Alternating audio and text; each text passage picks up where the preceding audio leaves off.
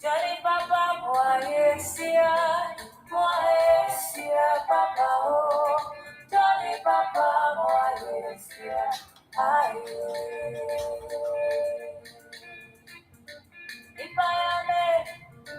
if I am a Mara, like I was, and when I was ready, if I am a Mara, like I was, and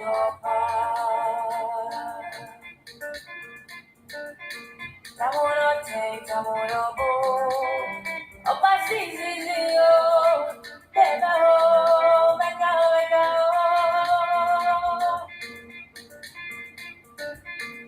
Gomi Melo Anio.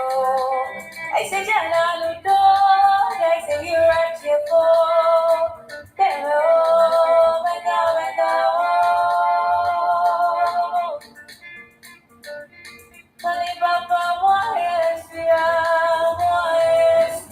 Papa, oh, Johnny Papa, Moayesia,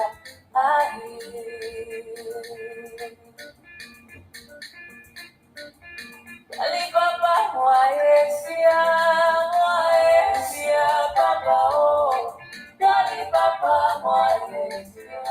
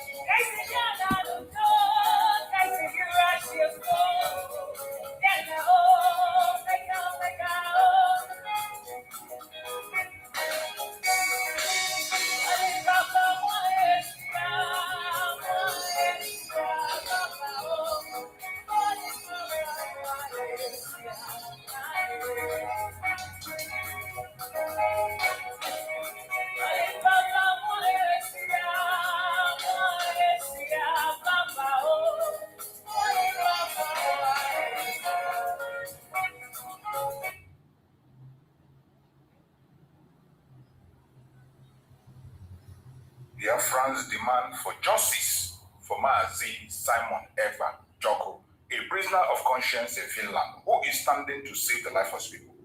Justice for Simon Ekpa Joko. Justice for all Biafrans. Let us continue to demand for justice for Maazi Simon Ekpa. He is innocent and must be released unconditionally. Nigerian government is the one responsible for all atrocities happening in Biafra land. Maazi Simon Ekpa Joko is innocent and must be released. Justice for Maazi Simon Ekpa. Justice for Biafrans.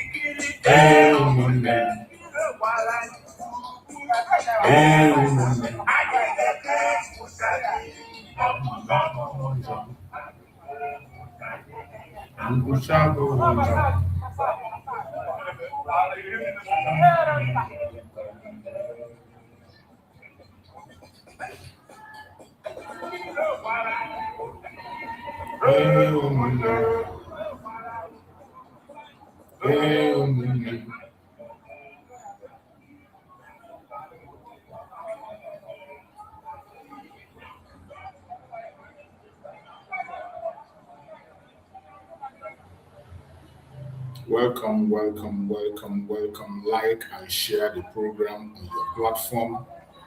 Like and share to family and friends. Like and share the program to everyone that is close to you. We are going to be starting very soon. Share the program. It is a very important update once again. Like and share. The defense is starting. Very important. We need to key in. As you join us, whether you are watching on TikTok, on Facebook, on YouTube, or on X, wherever you are watching, like and share to other platforms. It is very important. We must not allow them to preach lies.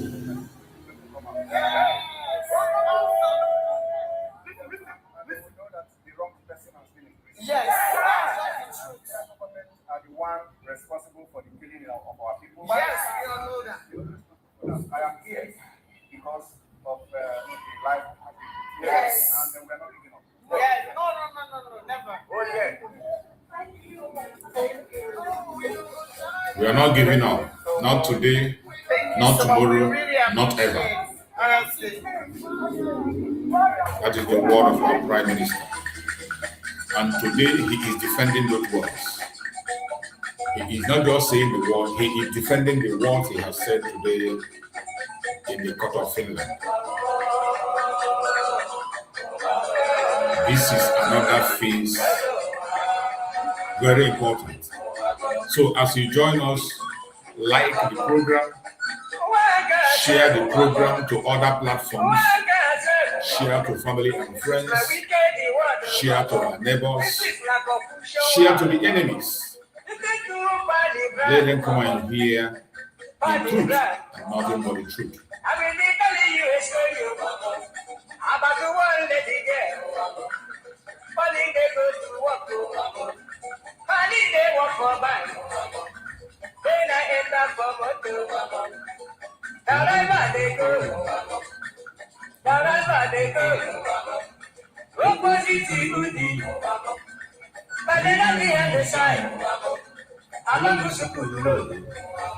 I see people run. I see people run. Then I say that I'm waiting they happen. And I'm waiting they happen. And I'm anybody by. See no name for that. See no name for that. If you better you take your eye and see. Then I call the driver. That I'm waiting. That I'm waiting. One more.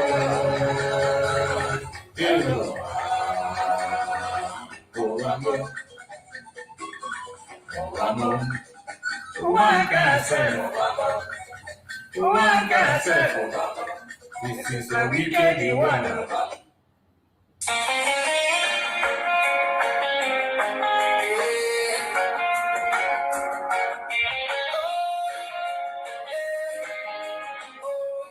Biafra spirit never dies. From the roots to the sky.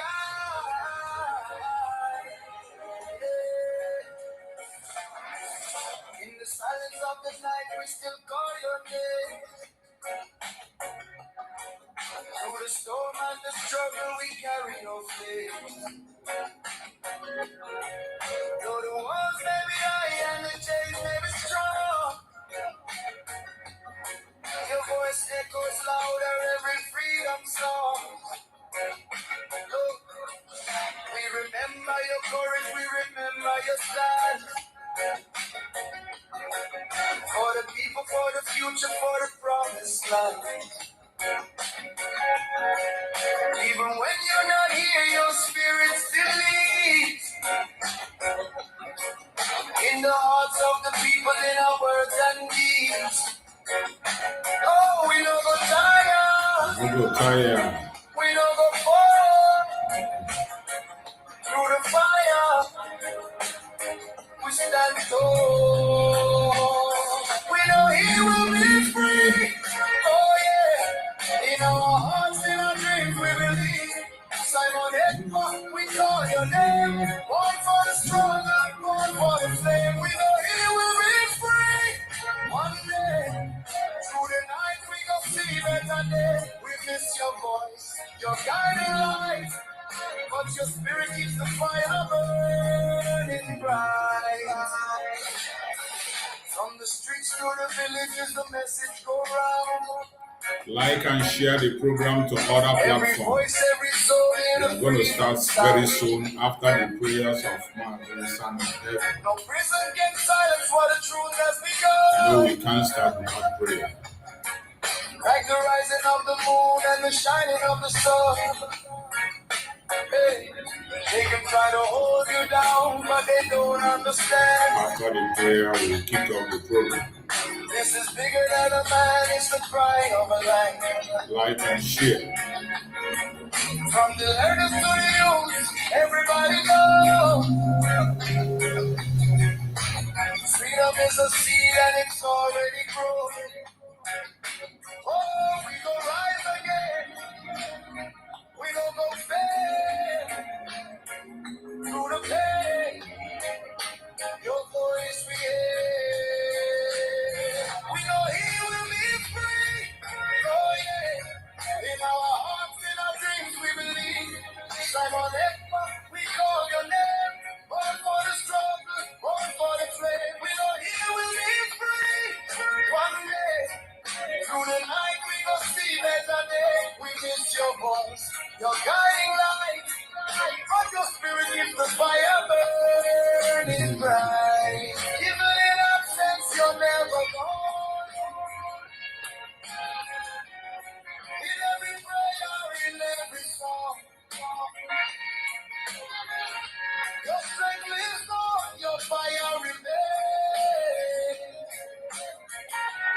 Breaking the silence, breaking the day. Sunshine, freedom, freedom, we cry. Freedom, freedom, we rise.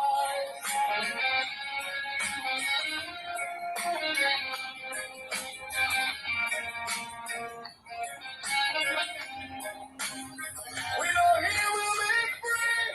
Oh yeah. In our hearts, in our dreams, we believe. Simon Ekpa'S, we call your name. Born for the struggle, born for the flame. We know He will be free. One day, through the night, we gon' see better day. We miss your presence, hear the light, and together we gon' win this fight. He will be free, free. He will be free. Biafra spirit. Let us observe a prayer for our Prime Minister, Mazi Simon Ekpa'S. It is very important. We cannot start without praying for him. Let us observe this traditional prayer. You can pray in your own religion. You can pray in your own tongue. Any way you can pray. Pray for our Prime Minister, Mazi Simon Ekpa'S. We can't start without prayer. So let us listen and pray along in this traditional prayer for our Prime Minister, Mazi Simon Ekpa'S.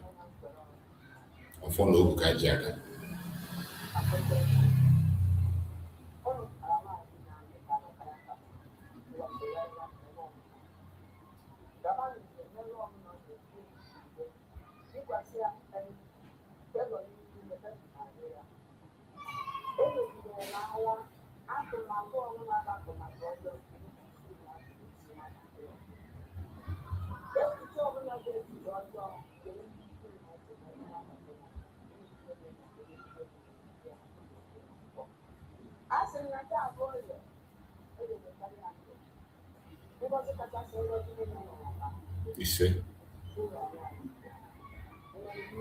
You see? You see? You see? You see? You see? You see?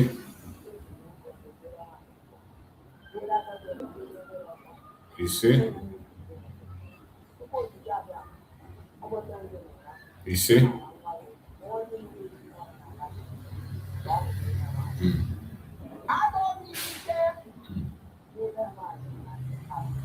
You see? Justice and honesty. Ofonogu. Adeji abade news.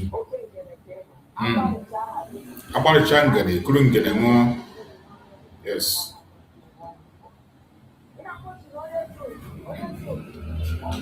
Amudo. Yes.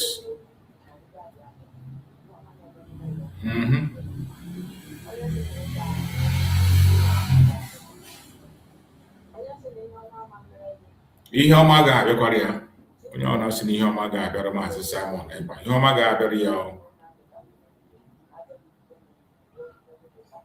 You see? Mm. You see? Jump and pass. You see? Mm. Yes.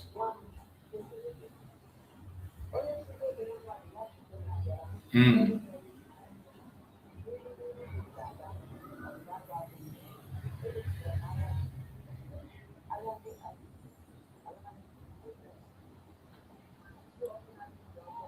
Yes.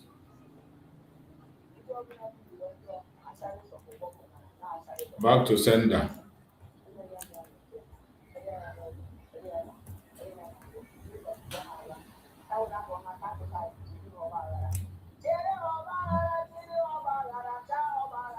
Ọgbaghara. Ọgbaghara. Ọgbaghara. Ọgbaghara. Ọgbaghara.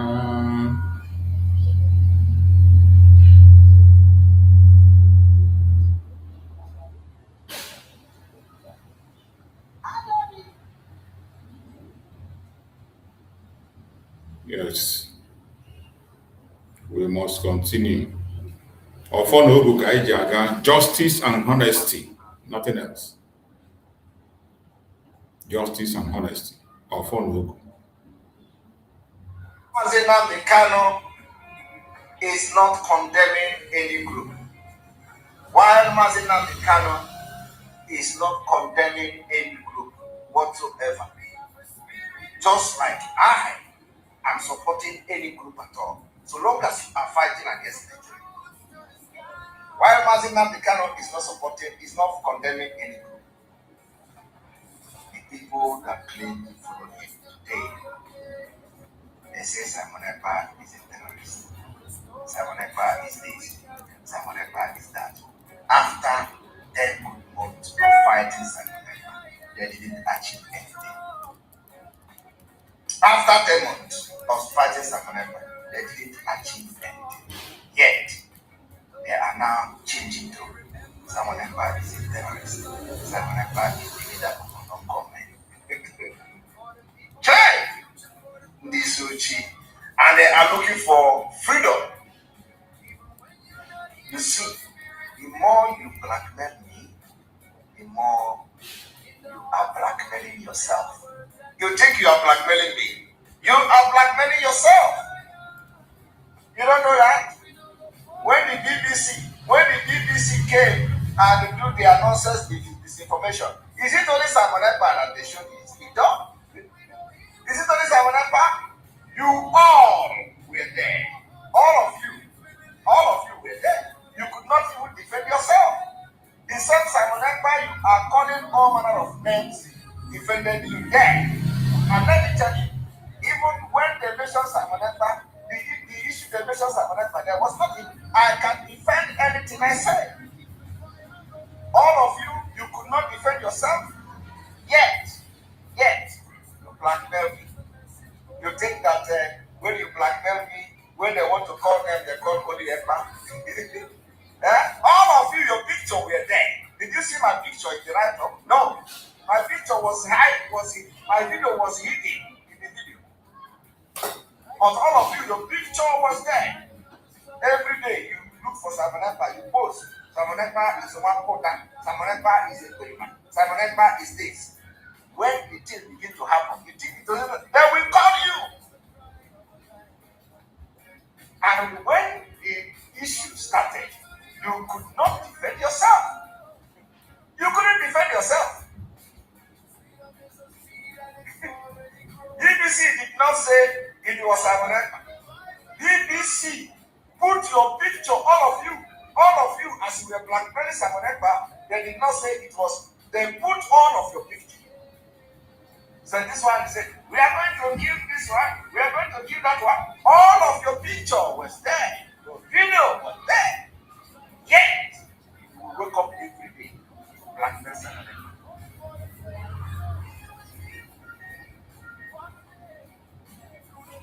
And if you don't, of course, some of you can never learn. They will never learn. Hatred and jealousy of Simon Ekpa.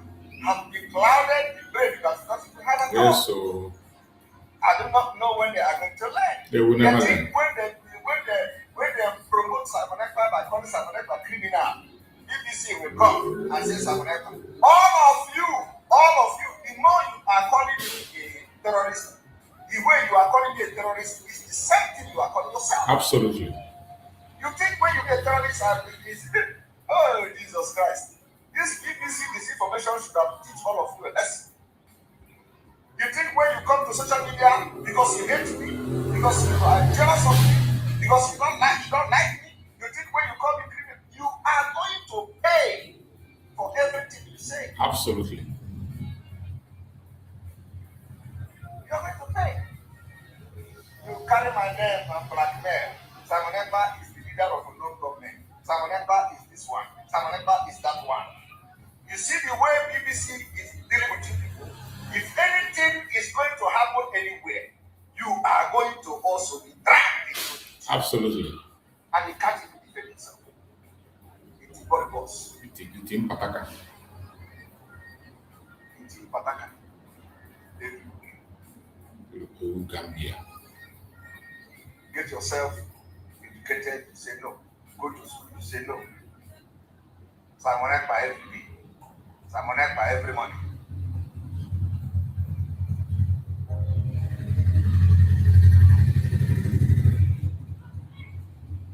Is that truth? Let them continue to call Simon Ekpa. Now I want everyone and the forceful imposition. Now I want everyone of us here today and those who will listen to this particular speech to note one very important fact. Nigeria state came into being through conquest. This is a fact that nobody can change. Nigeria came into existence through conquest. And the forceful imposition of foreign rule, which denied the indigenous people in Niger area the opportunity to negotiate and choose what they wanted. That is the problem. We have lived with this foreign rule and this forceful union for decades, over 100 years. That is the problem. Absolutely.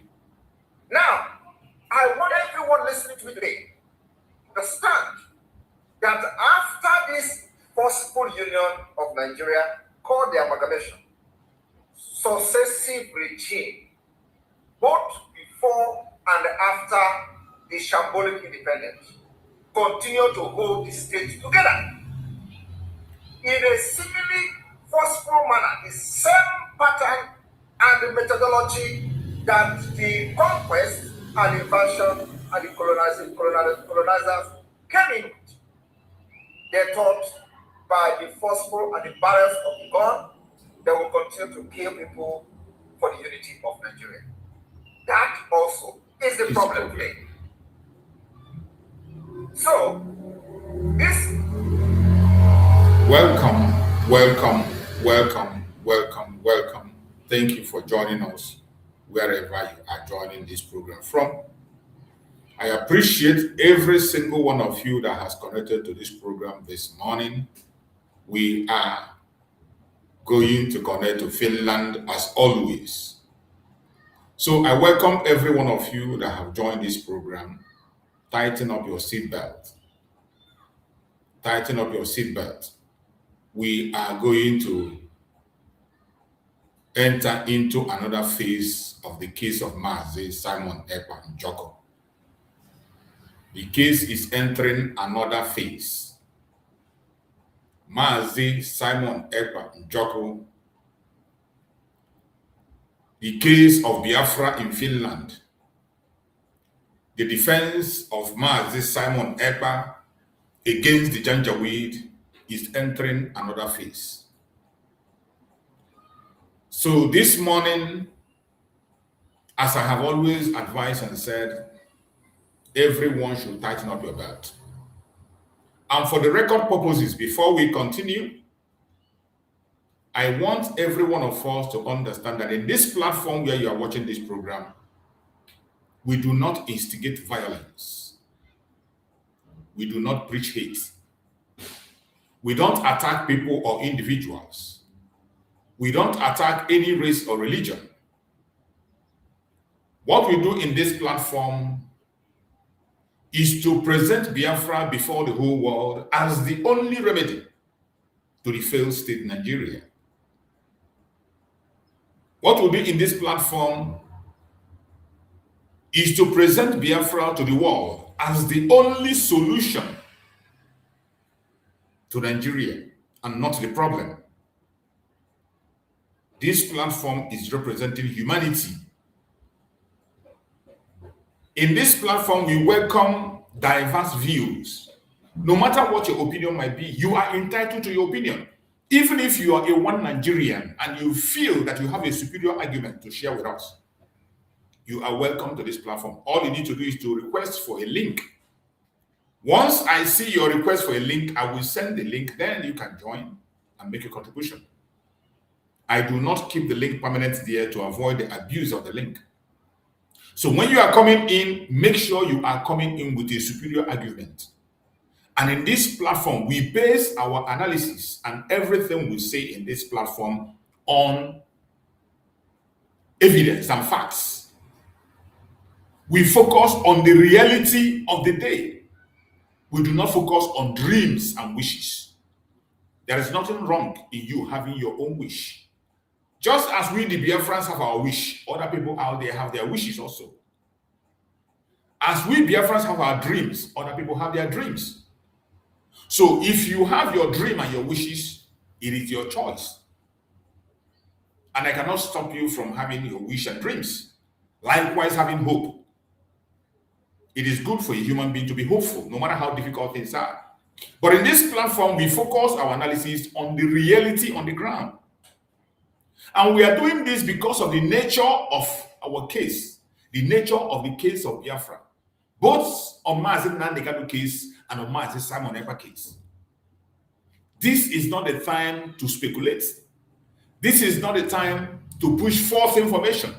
This is not the time to speak about unverified issues, more especially on social media. For some of us who did not know, many of the things that were presented against Mazi Simon Ekpa today in court, most of the accusation provided by the prosecuting counsel were all things that were found on the social media.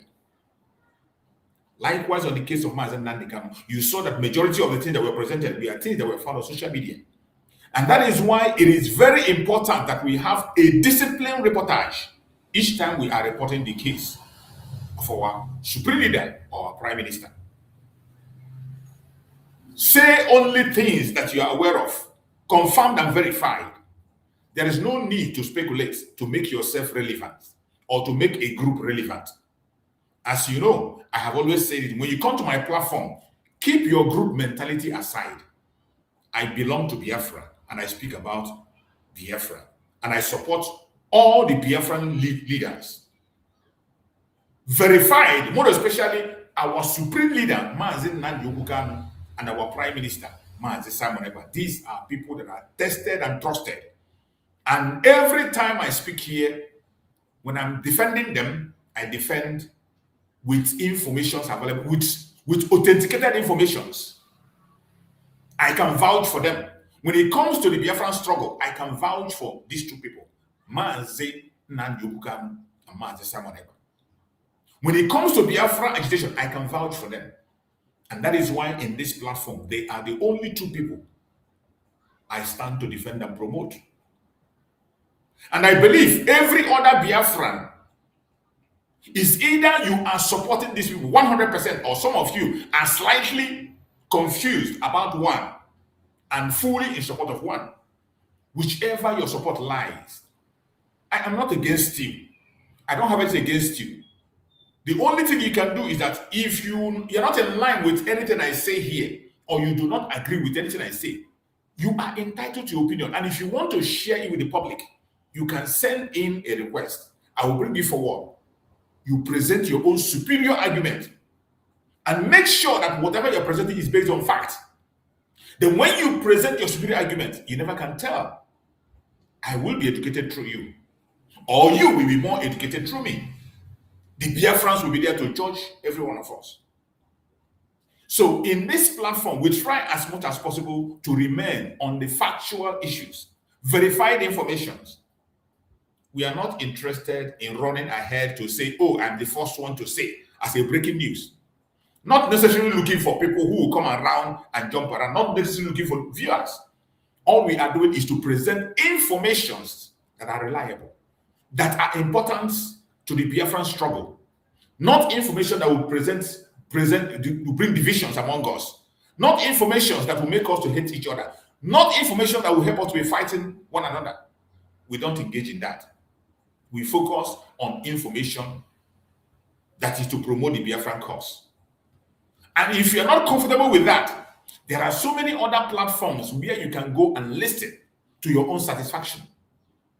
If you're not comfortable with what we say or the way we present it, it's either you confront us with a superior argument or you choose somewhere else. But please, do not constitute nuisance on the comment section, because the whole world is watching us.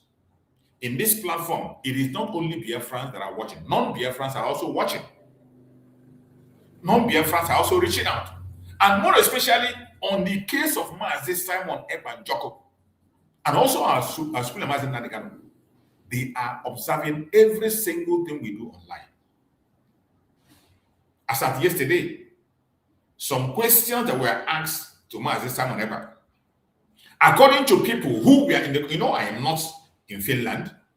I am reporting from my own base, but we have information that are coming. We have people who are there who brings information of what transpired in the court and the line of argument and questions they are presenting forward.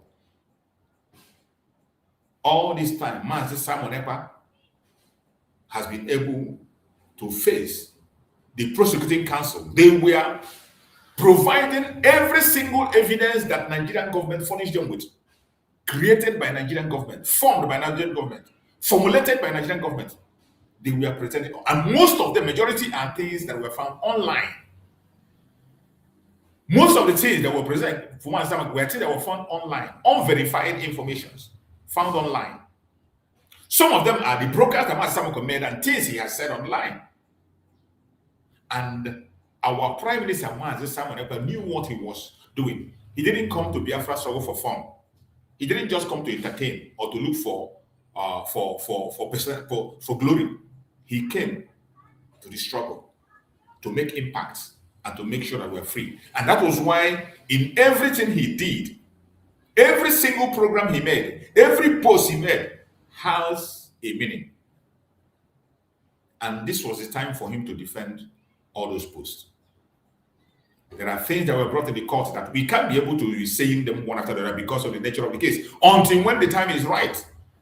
When the time is right, after the case is gone, then we can be able to analyze and give you a full details of what transpired. But what we are seeing that's happening in court, there is light at the end of the tunnel. Except there is something else. As we know, already we know the global conspiracy, we know the political interest and all that. But from what is happening in the court, everything is going to turn out for our own good. Everything is already turning out for our own good. But I bet you, as a Biafran, wherever you are, do not stand. Continue to be on your knees until this case is over. Continue to be on your knees. Continue to be on your knees until this case is over. As I said before, Mazi Simon Ekpa'S is not just defending himself. He is defending me. He is defending you. He is defending our supreme leader, Mazi Nandekano. He is defending more than 80 million people who has been subjected to enslavement in Nigeria. Today, the whole weight is on him to defend. Mazi Simon Ekpa'S is defending the agitation, more especially those of us living in diaspora. I say it again. Whatever be the outcome of this case, we have a very strong implication on us, on diaspora. Every Biafran agitator living in diaspora, we need to pay attention. Whatever be the outcome, we have effect on me, on you. And Mazi Simon Ekpa is a well-trained, learned lawyer. And his qualification as a lawyer who read international law stands a greater chance of defeating every nonsense they present before him. Because from day one, as I said before, there is nothing that Mazi Simon Ekpa did that he did in the secret. There was nothing he did that he did in the secret. Just like sometimes when you play the video of Mazi Simon, they say, why are you playing this? Oh, it's going to implicate him. When I see such kind of comment in most of my program, I just laugh. Some of us did not know what freedom is all about. When you call yourself a freedom fighter, or when you are an activist, you don't know what it means. If you know what it means, you will not see us playing the video of Mazi Simon Ekpa and you think it's going to implicate him. Do you think that Mazi Simon Ekpa just come online and say anything he wants to say without evidence or without the ability to defend what he has said? Just like in the court, they presented everything, including the formation of the Liberation Army of Biafra. It came before they were presenting Mazi Simon Ekpa.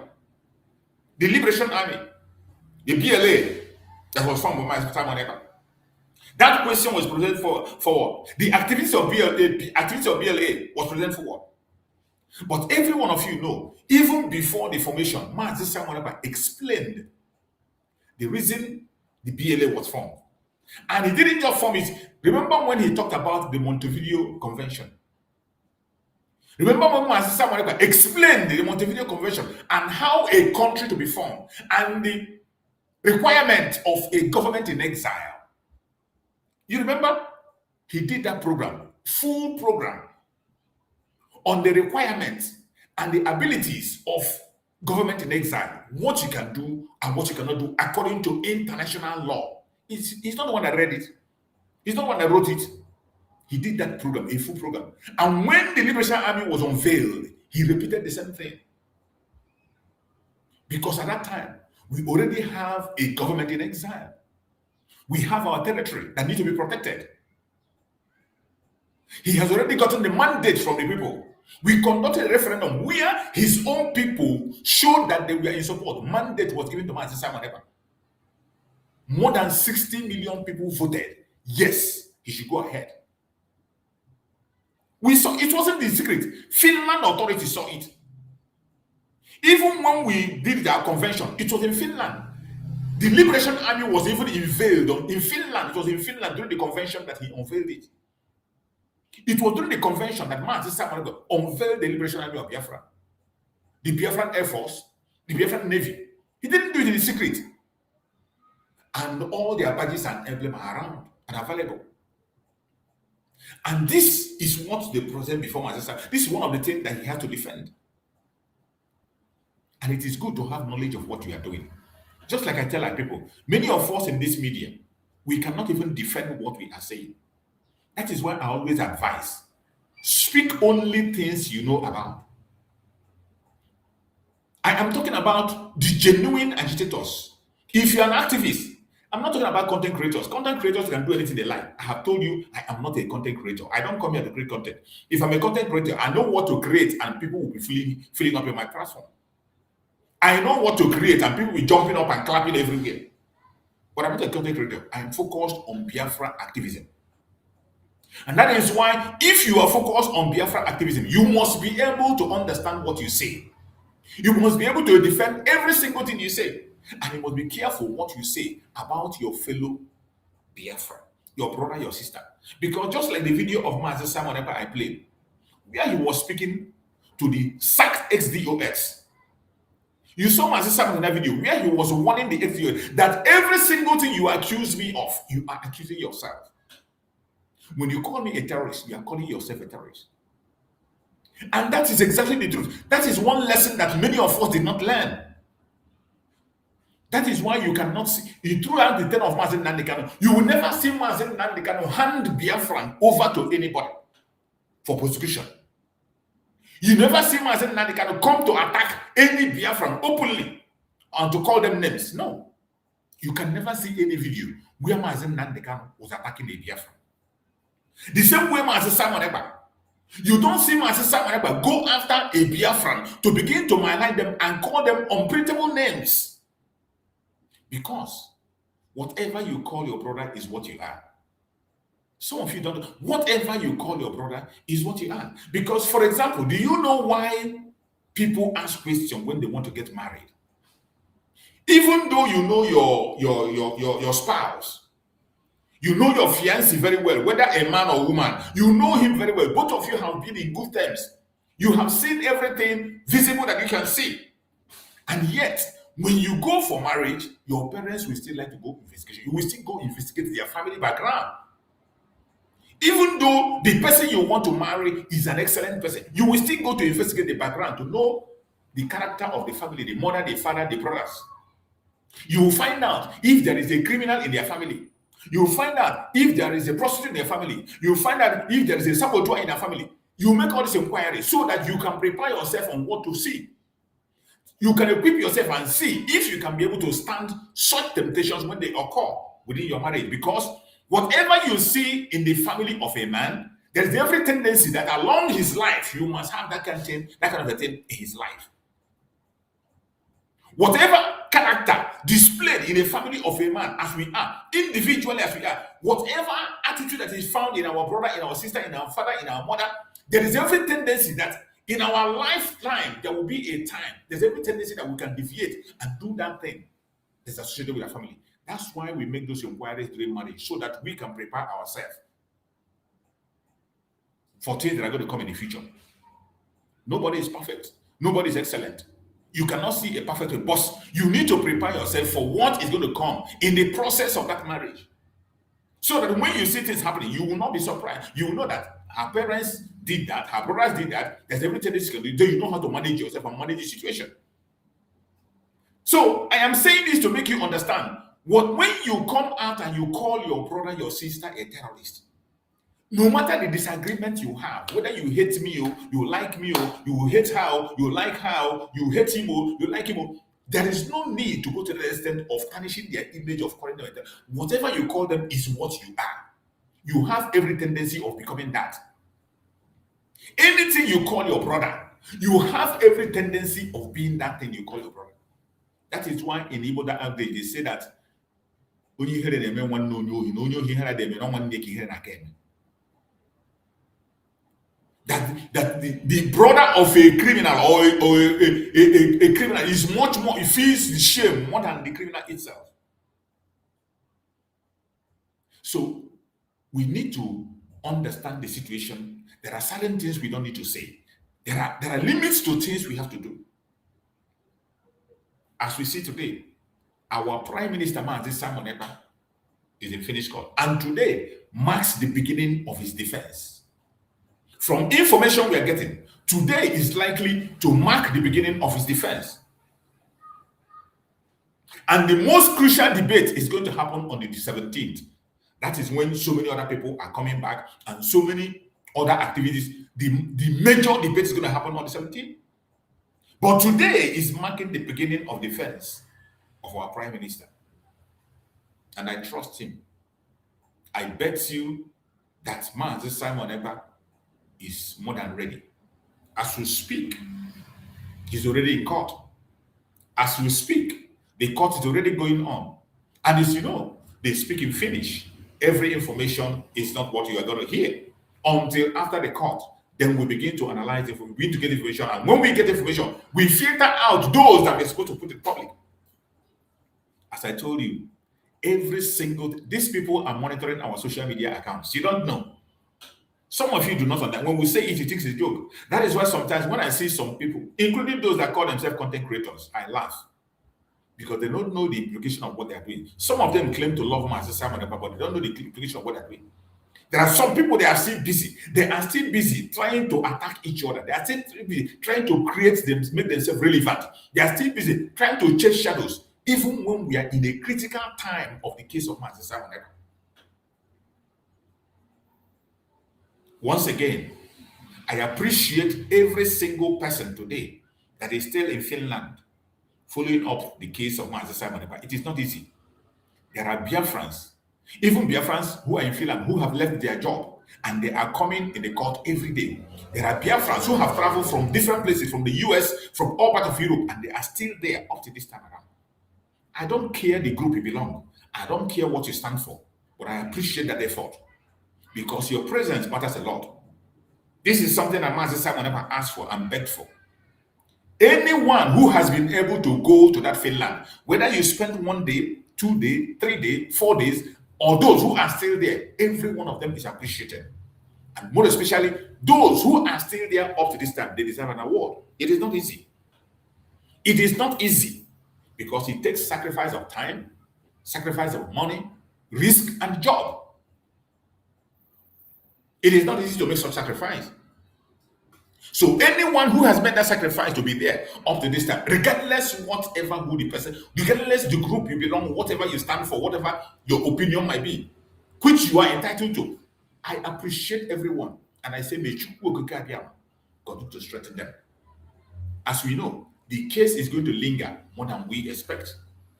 Because as Mazi Simon Ekpa opens his defense, hopefully from today, as he opens his defense, hopefully from today, every single thing that was brought before him by the Nigerian government will be trashed to pieces. There will be a proper and adequate hearing. There is not going to be no stone will be left unturned because you know the kind of people we are dealing with. Some of you don't understand. We are dealing with principalities and powers. This case of Biafra is now on the international stage. And Mazi Simon Ekpa is not representing himself, not representing only Biafra. He's representing Mazi Nandi. I told questions have been asked about the activity of Mazi Nandi. He is defending his activities of Mazi Nandi, and your own activity and my own activity. Every single thing we are doing as Biafran agitators, Mazi Simon Ekpa is in court, defending them one after the other. He's defending them one after the other. And as I said before, it is only an idiot who does not, maybe out of ignorance, does not know the weight of what is going on in Finland. You don't know the weight of what is going on in Finland. This case, when Mazi Nandi said, when Mazi Simon said, I will be the end. When Mazi Nandi said, I will be the end of the zoo. This is it. When Mazi Simon Ekpa said, I will be the end of the zoo, this is it. Some of you will not understand. When he made that statement, you wouldn't understand. You will think it's a joke, or you will think he's trying to entertain you. But the stage the case is today, Mazi Simon Ekpa is not just defending himself, he's defending me, he's defending you. He's putting his own life on the line for every one of us. And whatever be the outcome will determine the fate of more than 80 million people, including our supreme leader, Mazi Nandi. Every one of us know you cannot get justice from Nigeria. Mazi Simon Ekpa said it in one of his programs. He said, justice will never come from Nigeria. Justice will come from America. It will come from Europe. It will come from outside the country, not from Nigeria. You can never get justice from Nigeria. And that's only a joke. And the earlier you understand that, the better for every one of you, wherever you are listening for. This time we are calling on the international communities, on those who are concerned, to pay attention to what is happening. And that is why we are here bringing updates on what is happening and what has transpired and continue to transpire. And we will continue to bring this update as we follow up on the case as it's going on in the court. As the information comes, we will deliver. And before we go deeply into the program, somebody is joining me on TikTok. I can see someone joining me on TikTok. I don't know if you want to have a word with us. You can go on and speak to us. I see you joining on TikTok. Let's hear you out. Hold on, let me get the volume up. Go ahead, speak to us. Let's hear you. You're joining on TikTok. Are you with us?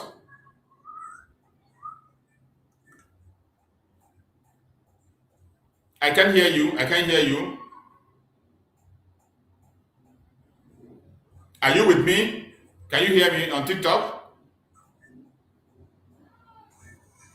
Are you talking to me? Yeah, I'm talking to you. I can hear you. You I can hear you. okay? You want to make a contribution? I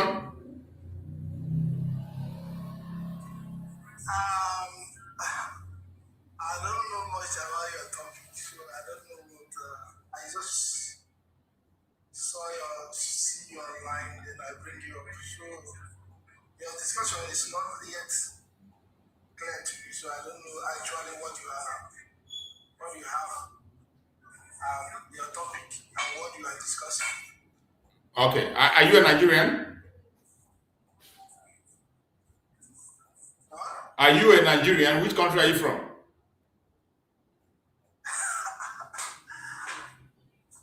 And I look like a British. I'm a Nigerian. Yeah. Nigerian. Which part? From which part? I'm an Igbo guy, of course. I'm from Benin. So, you don't know what is going on in Finland recently, because I believe every Igbo person knows what is going on in Finland recently. Are you aware of what is going on in Finland in regards to the Igbo people? I don't know. I don't know what is going on in Finland. I don't know much because I'm not in Europe. Where are you? I don't know whatever is going on. Where are you streaming from? I'm in Malaysia. I'm from Malaysia. Okay. So, do you know anything about Biafra issue? Are you a Biafran or you are a one Nigerianist? My brother, we call ourselves Biafra. No, don't say we call ourselves. You have to answer for yourself. If you are calling yourself Biafra, I just ask you a simple question. Are you a Biafran or you are one Nigerianist? Yeah, there are some people who are one Nigerianist even though they are Igbo. So, not we call it. When you say we call ourselves, that means you are exempting yourself. It's not calling ourselves. That is who we are. Like me now, I am a Biafran. You call me, anywhere you see me, identify as a Biafran. My brother, see, there is where I take things. My name, you see me now, my name, I see my name there. There is where I take things. If you want to say the truth, we talk about our present condition now. We are calling our place Biafra, but now we are still under Nigeria. So there is no exception in that. So if Biafra is already exist now, there is country that come out, they have declared it, then that is what you can say. But as from now, we are still under Nigeria. So you cannot, there is nothing you can say about it. Okay, you see, one thing is that this program I'm hosting today, the program I'm having today is not for you. I think I'm going to engage you one of these days. We will have a program together where we can be able to educate each other on this very topic we are now speaking about. But I see you are on a different page with me. So the program I'm holding today is very, very different. And from what you just said, we are not on the same page, and we are not... you are a brother, I'm an Igbo person just like you yourself. So there is nothing wrong. We are not enemies, we are brothers. We can discuss, understand each other. But for the program that I'm hosting today is a very sensitive one.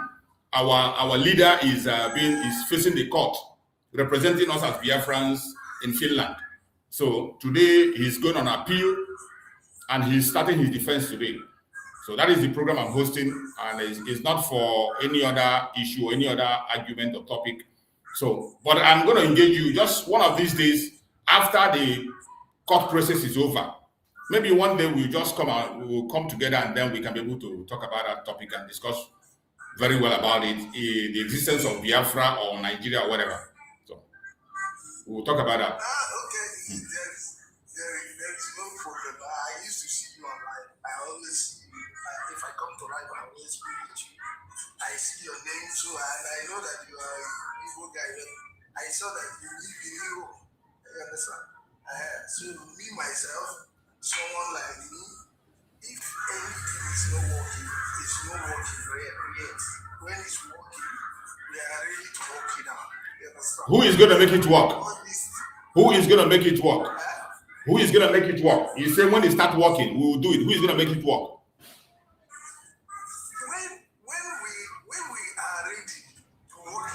When are we going to be ready to work it out? Who is going to make us ready? When are we going to be ready? We cannot stay here where we are now. You are in Europe, I'm here, and this person is here. When you want to work something, you go back, you stand on the ground. Do you know how many people who are on the ground? Do you know how many people who are on the ground as we speak now?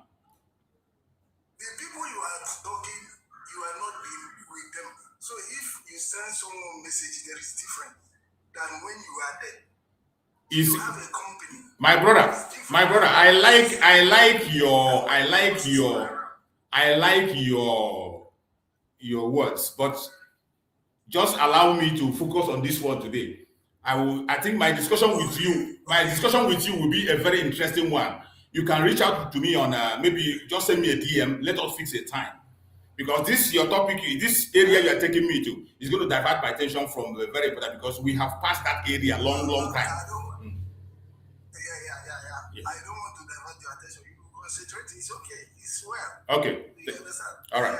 Thank you so much. Everything is going on normal. Thank you. Thank you, my brother. Thank you so much. So, because I am live here, some people are watching me on different platforms, on Facebook, on YouTube, and other platforms. So, I have to continue on the path. I don't need to interrupt you. Okay, thank you. Just keep on your program. So as you have said that one day we will discuss about it, let it be your own private time. Yes. That you are free. You see me online. Discuss about it. It's not a discussion. That's right. I will follow you up. Thank you. Thank you. You're welcome.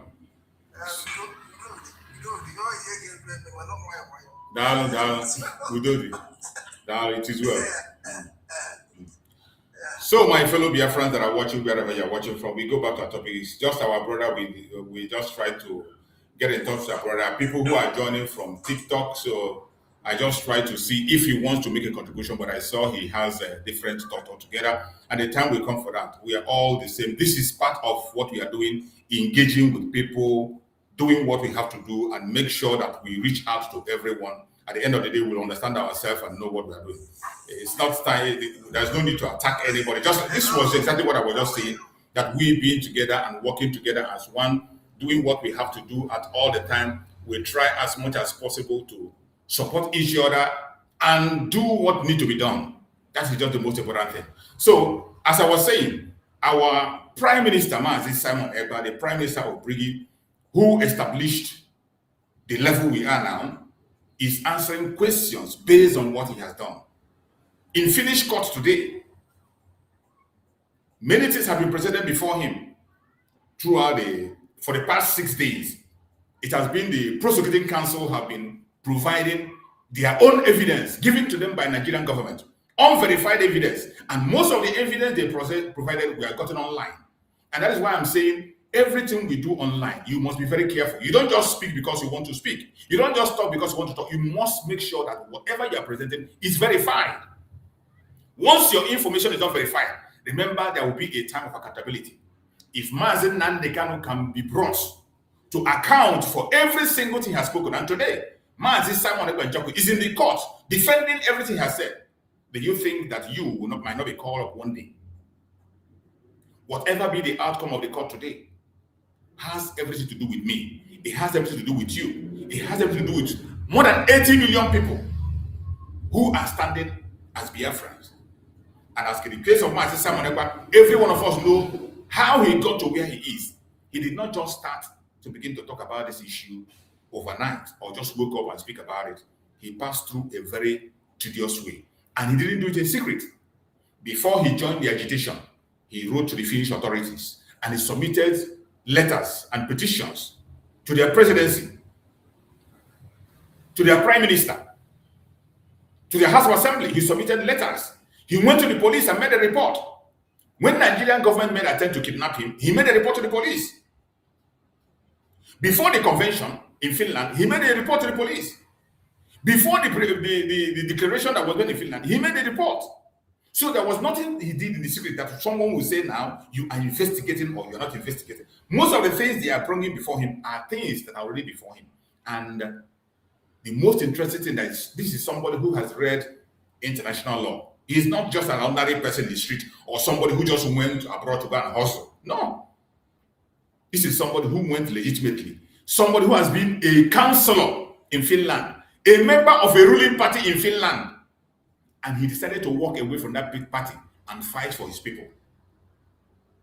He decided to walk away from that party and he announced it publicly that he's distancing himself from the political party so that he can focus on the agitation of Biafra. He has served Finland as a councillor. He has served Finland in the military. And he is a lawyer. He read law, international law for that matter. An active politician. So this case is not just a roadside case or something you say you push. It's not a push away case. And a lot of people are interested and focusing. That is why today, wherever you are as a Biafran, you need to pay attention. And it's understandable. So many of us are still ignorant of what's, and I don't have anything against it. Just like my brother came up now to ask some questions. Many of us are not paying attention. And many of us, we are waiting until when the food is ready. Some of us are waiting for food is ready. And some of us are saying it is not possible. Some of us just believe that it is not possible to be free from this captivity. And some of us are saying that when we are completely together and ready and then we can do something, but it doesn't work that way. There is no time you can get 100% compliance in any way. And go and check every country that has fought for freedom. These people they call elites are never involved. Every country that has fought their way out of freedom, these people you describe as elites, they never get into it. My fellow Biafrans, before we proceed, there is the recent program that was conducted, the recent program that was done by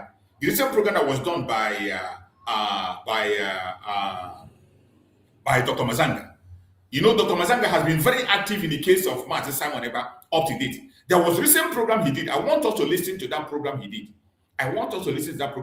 For us to understand what is actually going on. You know, Dr. Mazanga is part of the technical team and he's also active online. That's why I tell you people, everything you say online counts. Some of us, you don't understand the power of social media. You don't understand. That is why you take it for granted. You come there, you lie, you come there, you make jest of things, you come there, you insult yourself, even you insult people who are fighting for you. Dr. Mazanga has been very active. He's one of the technical team, but he doesn't just rely there. He also make statements online, and there are many followership. A very strong activist, a human rights advocate that has won so many awards, well known on the issue that has to do with Africa, and has been following up, speaking positively. This is a man who has conducted an interview with Mazin Nandika and Mazin Simon Ekpa while they were outside. So most of the things he's defending today and saying counts because these are people he has interviewed and he knows their mindset. And he also promised to support at any time given partner. And that's why today, on pro bono, nobody is paying him. Dr. Mazanga, on pro bono, as a humanitarian job, he is supporting every single thing that is going on today, working with Mazin Simon Ekpa and the legal team of Mazin Simon Ekpa and providing technical assistance. He's helping to provide that. Not only him, there are so many other people, even from the United States. The lawyer that was contracted in the United States, and some other lawyers in Europe, and him from Africa, and some other groups who are providing technical assistance to the court. So that is why sometimes when he says a word, or when you listen to him, you understand the depth and the way and the outcome of what is what to expect. You understand what to expect and what is going on. So I want us to listen to this very broadcast that he made. I think it was yesterday.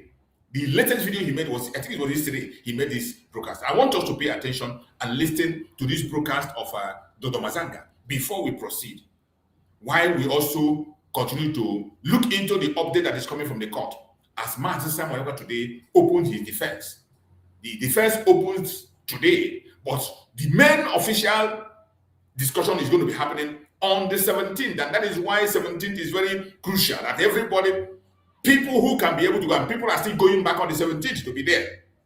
But the defense is opening today, and it is very important. So I want us to pay attention and listen to what Dr. Mazanga has to say. Because I tell you, whether you like him, whether you hate him, whatever he says counts.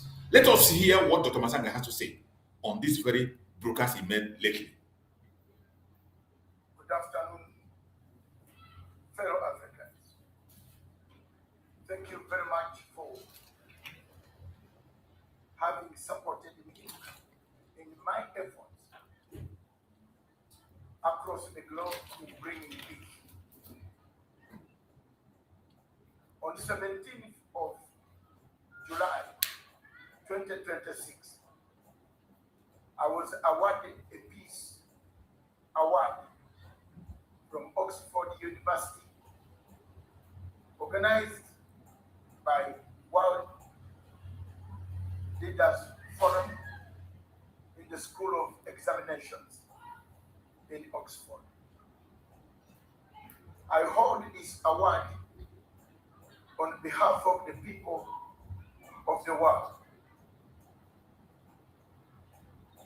I also speak for the voiceless, where peace is needed. In places like Sudan, Middle East, the Gaza Strip, Lebanon, Ukraine, DRC Congo, Libya, Central African Republic, Somalia.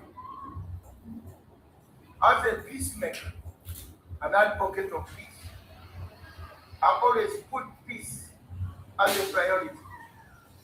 And where I see injustice and other things formed or performed against people, I stand. It is for that reason that I stood for the people of Biafra and the people of Southern Cameroon. From 2016 to today, the people of Southeast in Nigeria, whose population is over 100 million people or so, have been brutalized by the regime of Buhari, late Buhari, and now by jihadists, Christians being butchered, killed, maimed, day in, day out. Africa is watching. I am not just watching. I have made another, several, warned the people, brought out the plight of the people of Biafra and the people of Nigeria in general. 3/4 of Nigerian territory is occupied by either bandits or terrorists of Boko Haram, ISIS, and other outfits, caliphates that have come and grown up in the state of Nigeria since Buhari took place power, handed it over to Tinubu. Someone has been hiding these things. But we cannot hide anymore. We cannot hide when Christians are being butchered day in, day out. We cannot hide when you concoct stories and look for people outside. Yet the problem is inside. The problem of Nigeria is different, constitutional. You need to disengage. The North does not work with the South. Even if you go and go on and go on and go on and right, pretend those two will not work. Did you hear him? The northern part of Nigeria cannot work with the south. Dr. Mazanga just said the north cannot work. This man is not a Nigerian. He's an observer from outside, a human rights activist, and he's able to deduce that the north can never ever work with the south. And this is a truth that even African Union have refused to accept. The world have refused to accept. And Dr. Mazanga is making it clear more that the northern part of Nigeria cannot work with this. And this is what Mazen Nandikan have said. This is what Mazen have said several times. That the northern part of Nigeria are very comfortable in having a caliphate. Meanwhile, in the southern part of Nigeria, what they want is a secular system where people can be free to practice whatever they want. These two cannot work. It is a fact. And Dr. Mazanga is repeating that statement yesterday. Just yesterday, he made this program. And I want you to listen for more things that come. Constitution, you need to disengage. The North does not work with the South. Even if you go on and the right, pretend those two will not work. Even itself, you see, as you fly in, you can see the difference. But one thing that has struck for the last 2 weeks I have been in this European city,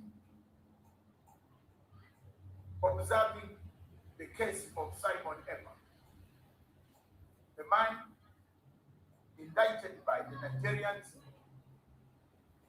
and the Finnish government in collaboration with the Nigerian government on charges that are really very embarrassing to a state like the state of Finland. As a peacemaker and a conflict resolution expert, also a legal international law expert, as I see, look through, the case does not stand the merits of a country equivalent to Finland. C'est chiant. Oh, I say, oh, you get someone who has never even traveled to Europe, who has no visa. Never. You can't show your visa that you were in Europe, in such and such a day that you made so and so. Because that country gives you visa. Where is it? No, it's not there. If I were the government of Finland, I would enter what we call non-prosecute. Non-prosecute. The French word meaning abandon, leave, stop. No proceedings. Because these proceedings are going to a shell. A very good nation. The people here are lovely, where I am. Very lovely people. Very patronizing, not very, very welcoming. You go for breakfast, they even want you to have more to taste their local food. These are the people, they are what they are saying. When you tell them about this case, they say, what is that? What it is? So, ladies and gentlemen, Africa, we need to learn. The government of Nigeria has not publicly come out to say we need help. These terrorists, They cannot because they are terrorist government. Kill people. But Nigeria is also a country that does not abide by court orders that are issued by international courts. At all. UN. They don't. A court order was issued on Nnamdi Kanu to be released. They refuse. From another sister country where they stole him at night without the country knowing, through the forces of Anthony General called Malami, another terrorist based in Nigeria, who claimed to be an Anthony General, issued the warrant and the documents for extradition and the documents for abduction. And they said, we got Nnamdi Kanu. But he himself was a terrorist. He should be in charge. You can't use such evidence of a man who became useless, who amassed wealth, who got this money and said he put ransom to pick this money and went and bought premises, several premises around Nigeria. The government itself turned on him and captured him. So do you use such a man's evidence as evidence that is good enough to sentence someone? I will stand firm. The developments, this case goes on up to 21st. On 17th is a day for us for defense, to final defense line. Did you hear that? On the 17th will be the final defense line for Mazi Simon Ekpa'S. The defense is starting today, but on the 17th is going to be the final defense line. That is why that date is critical. When you see Biafrans returning back to Finland on the 17th, the defense have been opened today, and Mazi Simon Ekpa will continue presenting his evidence. He will continue pouring out his evidence until on the 17th, the final defense line. You just had it. The person speaking is Dr. Mazanga, and he's one of the one giving the technical support. He's among the technical team giving support from the outside, not from the courtroom. There are many of them, even some lawyers from the United States. Look at him giving out things you need to know about this case. That is why I tell people, do not speculate when you don't have facts. Do not speculate. Even if you are inside the court, they speak in Finnish. There are so many things you will not understand. There are so many things you will not hear. But the technical team and other people will now interpret as time goes on for us to understand and know what is going on. That 17th is crucial. And I know that many Biafrans are going back on the 17th. Many of them are going back on the 17th to be there. Is the final defense line for our Prime Minister. Why the defense is opening today. As we are speaking, as we are talking, Mazi Simon Ekpa is in the court defending you, defending me, defending Biafra, defending Mazi Nnamdi Kanu. Let us hear, let us continue to listen to the report from Dr. Mazanga. It is very crucial and very important that we follow up. This case goes on up to 21st. On 17th is a day for us, for defense, final defense line. We have done our best. Some of us who have done from behind the scenes. We want to thank the lawyers, Tommy and the others who have done a great job inside to dismantle a caliphate of deception that was around this, with people paid. Several Africans ashame us.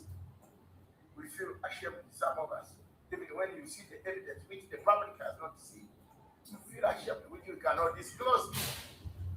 But let me be very honest to you, Biafrans. I'm not fighting for part of the positions. I'm not part of, I don't want to. I want you to listen to this part. I want you to listen to it. Some of us Biafrans are not disciplined in our reportage. Some of us Biafrans are very vindictive. And Dr. Mazanga is also making it clear once again. He is not a Biafran. He's not looking for anything from us. He's not part of the agitation. He is not supporting any group or any group. He's not any group. His interest is to make sure that our leader is freed. His interest is to make sure that humanity is protected. His interest is to make sure that the rule of law is respected. His interest is to make sure that fairness is granted. He is not working for any group or any individual or any camp. He is working for freedom of our leader. I want you to pay attention to this part. Those of us who are busy attacking each other, even attacking Dr. Mazanga, you should refrain from that attitude. Attacking each other will not help us. Attacking each other will not help us. Trying to make yourself relevant where you are not will not help us. Let us all channel all those energy. Every single energy in us, channel it all to the supporting of our leader. We will do the same for Mazi Nnamdi Kanu. We will do the same for Mazi Simon Ekpa. Anytime their case come up, channel all the energy there. Except you are not in this struggle for real. Except your interest is not the freedom of Biafran people. If your interest is the freedom of Biafran, forget about your group mentality. Keep that your group mentality aside. Focus on the project ahead of us. Focus on the goal. The goal is freedom. The goal is freedom. Focus on that. And I want us to hear, this part is very important. Every one of us pay attention to what Dr. Mazanga is going to pay. Listen to what he's going to say. You will learn a lot from it. When you see the evidence which the public has not seen, you feel ashamed, which you cannot disclose. But let me be very honest to you, Biafrans. I'm not fighting for part of the positions. I'm not part of, I don't want any hierarchy. I am fighting for the truth. The people, whether it's bad or what, wait for him to come out. Ask him. Don't ask me. Don't call me. Ask me not to represent. Don't, because I will be very upset. Already I've been upset with some people. You can imagine, people are calling him not to represent Simon Ekpa. People are calling him not to participate in the technical team. People are attacking him for being part of the technical team in supporting for the freedom of Simon Ekpa.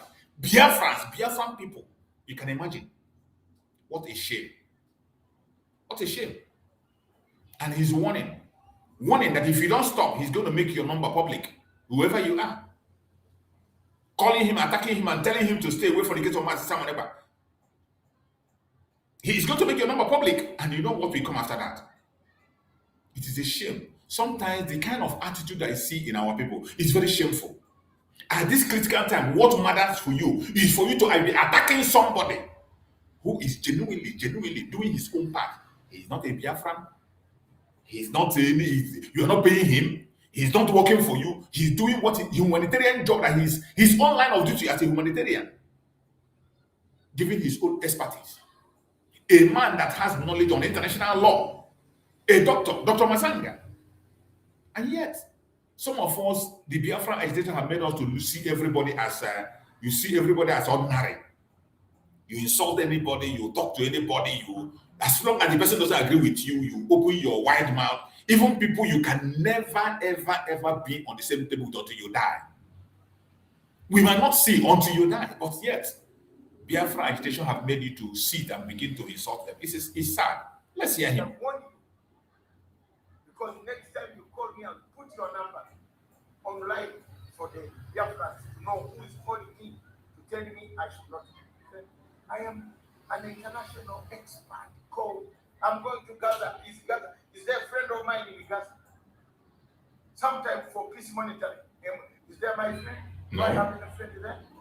I work on Sudan. Do I have any friend with Sudan? I work on Congo. Do I have any friend with Congo? No. I work on Zimbabwe. Do I have? Maybe in Zimbabwe I might have friendship. I have one friend. One of my friends in Africa is President Emerson Mnangagwa, close friend for 27 years. I've never stolen even one penny from him or taken anything from him which can get annoyed. Even if they are chasing me at night and he opens the door, he will open for me the door to go. He's my friend. But I am just fighting justice for this guy. I want to ask you all of you to behave exchanges of words on social media. Stop it. At this time, we don't want anything in the social media to be used. And I want to tell you people that, look, cases are not won by. I want you to pay attention to this advice from Dr. Mazanga. He is speaking to every Biafran, more especially those of us that have platform. Those of us that have platform that come online, all you do is to abuse your brother, to abuse your sister, even when we have a critical issue at hand. All you come is the only thing you do is to analyze whatever your brother does, any video your brother does, you come and you analyze. You call yourself an analyst. I don't know what they're analyzing. I can't just understand what they're analyzing. You will not conduct your own program. There are so many things to speak about in the case of Simon Ekpa. There are so many things to educate Biafrans about. You cannot educate Biafrans. All you do is to bring the video of your brother and your sister and you say you're analyzing, causing confusion, creating hatred, enmity. I can't understand. And you see Dr. Mazanga advising every single one of you. If you are involved in that, this advice is for you. And I hope you take it with good faith. No matter who you are, I hope you take this advice with good faith. Your group mentality have covered your eyes. Your group mentality have blocked your brain that you can't even reason properly. Even when you are saying things that is against, that you know that is going to affect the case which you are praying to come to our favor. The case you and I are praying to be on our favor. You make statement that is going to jeopardize that case. It is sad. Let us listen to this advice from Dr. Mazanga. I've never stolen even one penny from him or taken anything from him which can get annoyed. Even if they are chasing me at night and my friend. That's like I am just fighting for justice for this guy, for this guy. I want to ask you all of you behave exchanges of words on social media. Stop it. At this time, we don't want anything in the social media to be used. And I want to tell you people that look, cases are not won by court appearances. Cases are won by a legal political bypass. If the heart is sick, we use a political bypass, which is political bypass strategy includes media. That's why you see me, I'm right from here. They are aware I'm here. I've committed nothing wrong. I've not gone to fight anybody. I want to thank you. Thank you very much for listening to me. God bless you. I will give you an update again tomorrow. Thank you. God bless. Thank you so much, Dr. Mazanga. It's amazing to have that, and that final advice is for you, is for me. The advice is for us, and we need to use that advice and use it wisely. We need to use that advice. There's no need fighting each other when we're attacking. We have a more serious things ahead of us. Why wouldn't we at this point in time embrace the most important thing that is ahead of us? Why is it difficult for us to embrace it? Mazi Simon Ekpa is before the court, representing you, representing me. It is high time we do the needful and focus on that battle. This is a very critical time. That Biafra, for the very first time, this is the very first time Biafra is going to court on a stage, being represented. And we thank Chukwu Okike Abiama. It is happening in a time where we have a capable hand to represent Biafra.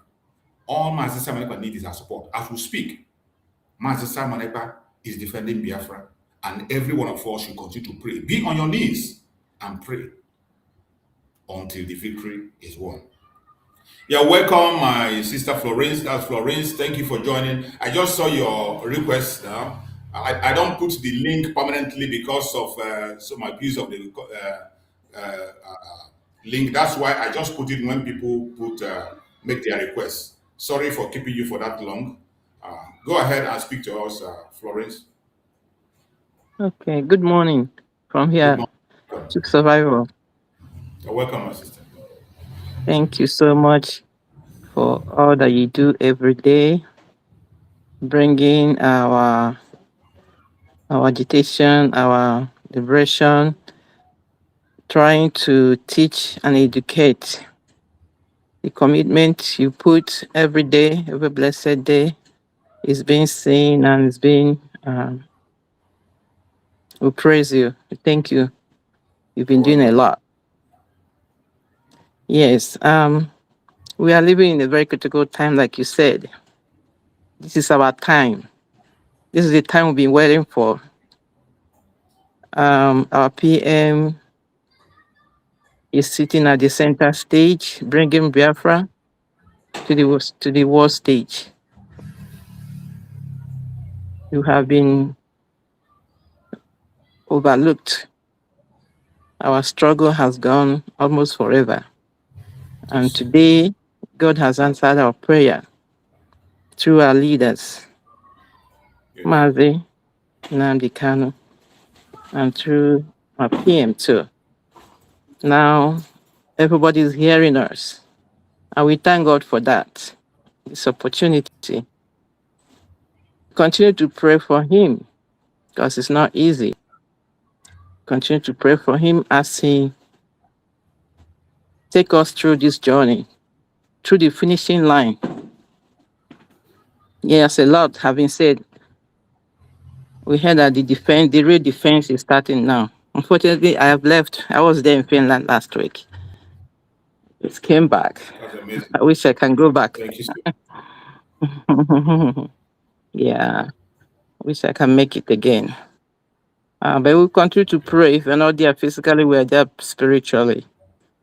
Absolutely. Victory is ours. Victory is ours. We can't do less than that. We continue to pray. Thank you for all you do. Thank you for continue educating. Like the last caller, your last caller, you really took a time to make him, to reorientate him. Many people don't know what's going on. It's unfortunate. But if people can be joining your studio and they be getting the basic training they need, because you really put everything down every day. I do watch you. I'm just watching to join you today from work. Thank you so So much, thank my you. I just wanna encourage you. I just wanna thank you, and we continue. We join in prayer for our PM. The battle this is the battle stage is just it's fierce right now, and I know he will deliver because he's been waiting for this. He will Yes, deliver. yeah. We thank God for everything. So thank you so much. Carry on. Thank you. Thank you so much, my beloved sister. I appreciate you. I really appreciate you. This is one of the things we are saying for anybody that have made that sacrifice of going to Finland, even if you spent one day, I just said it earlier on, or 2 days, or no matter how long you spend, it is not easy. It is something that is need to be applauded. We appreciate every one of you that made it to Finland. It is not easy. Both those who are still there up till now, we appreciate every one of you. And that is the spirit of Biafra. That's the spirit of Biafra. All we are asking is our freedom, and that freedom we must get. Master Simon Ekpa needs our support, he needs our presence. Those who can pray, go on your knees and continue to pray. Remain on your knees until the result comes. Because we know we are not just dealing with Nigeria. The battle is not just with Nigeria. There are so many interests in this case.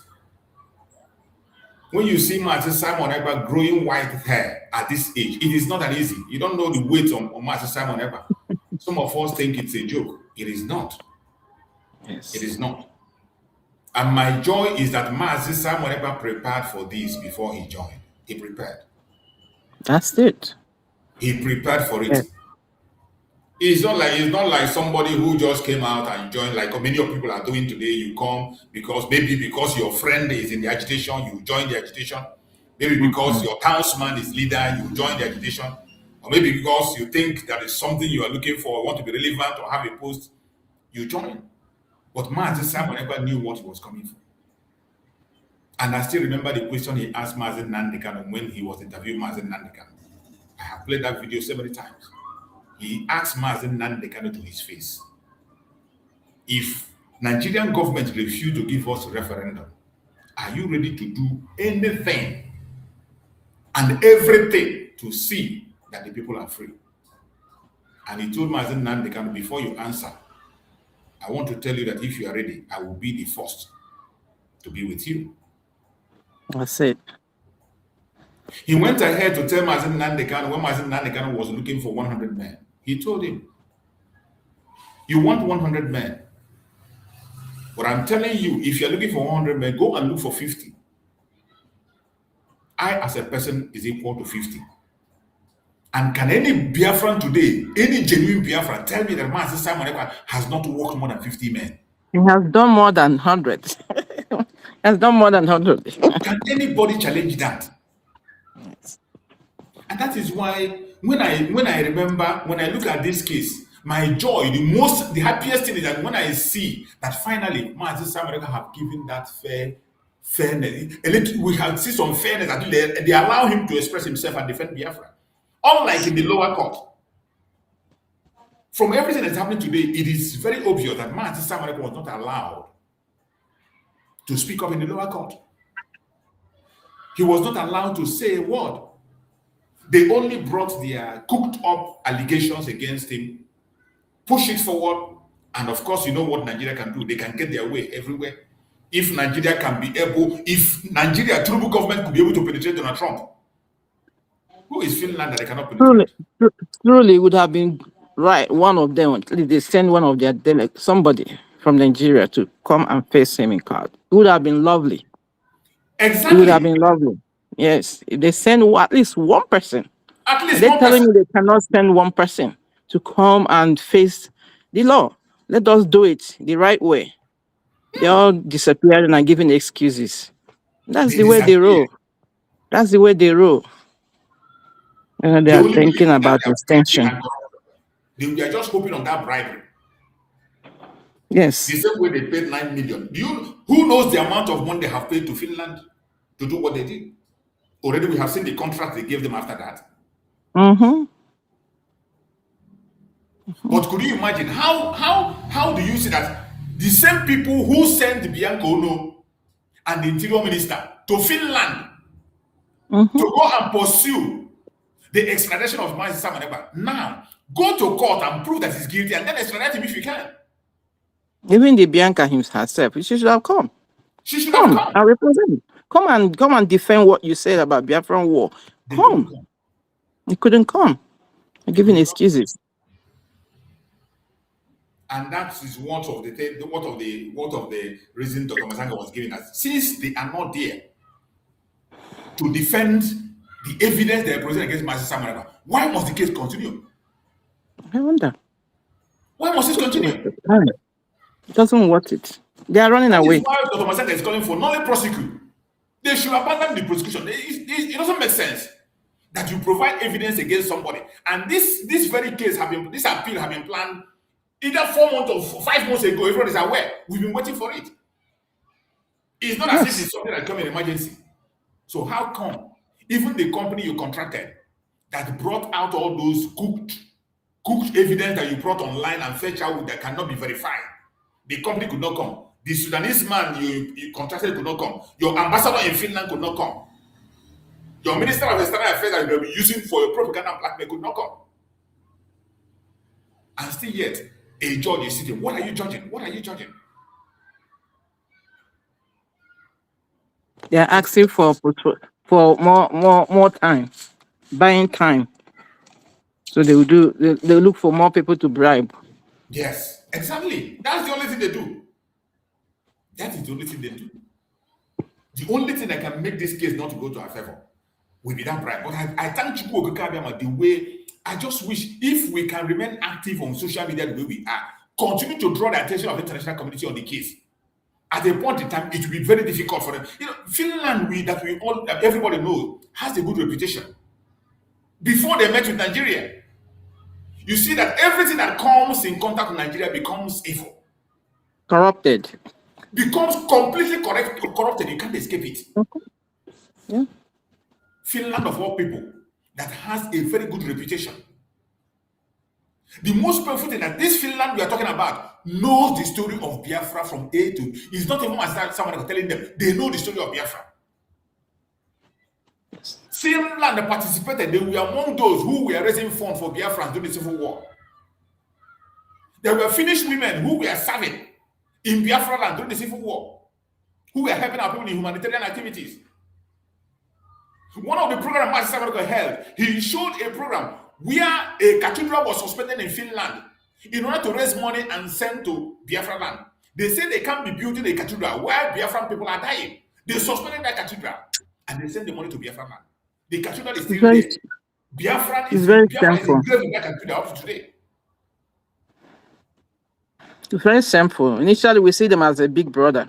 When PM was, extolling them and got run a lot of inspiration from the history, similar history that we had. Yes. And unfortunately, the table turned. Very unfortunate. Very unfortunate. I hope they learn. They do the right thing this time. They have no choice. Do the right thing this time around. They have the opportunity to redeem themselves. Mm-hmm. It's a great opportunity for them to redeem themselves. Because there is no reason you detain an innocent man for going to 2 years now. You're holding an innocent man for no just cause. Even the way he was arrested, they took Mazi Samaneba. It was after 6 months they began to provide evidence. It's not as if they had something on the table before they arrested Mazi Samaneba. It was after 6 months they begin to scam for evidence and Nigeria begin to provide evidence. After 6 months. Chick Survivor, thank you so much. I'm gonna leave you right now, okay? Thank you so much. I really appreciate you so much. Thank you so much, my beloved sister. Thank you. God bless you. Thank you. Thank you so All right. Bye-bye. All right. So, my fellow dear friends, as we have been saying, that is what I'm saying. It is very important. I'm so happy that our sister joined us. At least she was present in Finland there. She showed herself in Finland and did what needed to be done. So many Biafrans are still there, and more will be still going to God support. So if you can make it to Finland, feel free to join. Feel free to be there in Finland and also participate. The case is our case. It is not just about my sister Mareba. It is about you. It is about me. It is about every one of us. And we will continue to do everything we have to do to give Master Simon Ekpa our support. There is nothing that will not make us to win this case. The only thing that will make us not to win this case is when they bring in their politics. Just like Mazen Nandekano accurately named it, global conspiracy. When the global conspiracy begin to play in, we know that so many of these world powers, countries of influence, they have something in Nigeria. They have interest in Nigeria. And the man in Nigeria today who is in charge is willing to give out, he's even willing to sell out Nigeria for him to just remain there as a figure. In the Tinubu tenor, whatever money cannot buy, more money can buy. That is what we see in Tinubu tenor. Whatever money cannot buy, more money can buy. And in that kind of situation, what do you do? What do you do? The only thing we have to do is every single one of us have to be strong. Remain focused and prayerful. Remain positive. And make sure we are not used as an instrument of obstruction or destruction. Make sure that we are not used as an instrument to distract what is happening. That is why each time I speak, I also talk more on those of us who are online speaking. Whether you are a Biafran or non-Biafran, whether you're a content creator or you are a Biafra activist, no matter the group you belong, no matter who you support, mind the speech that comes out of you. Today we know those.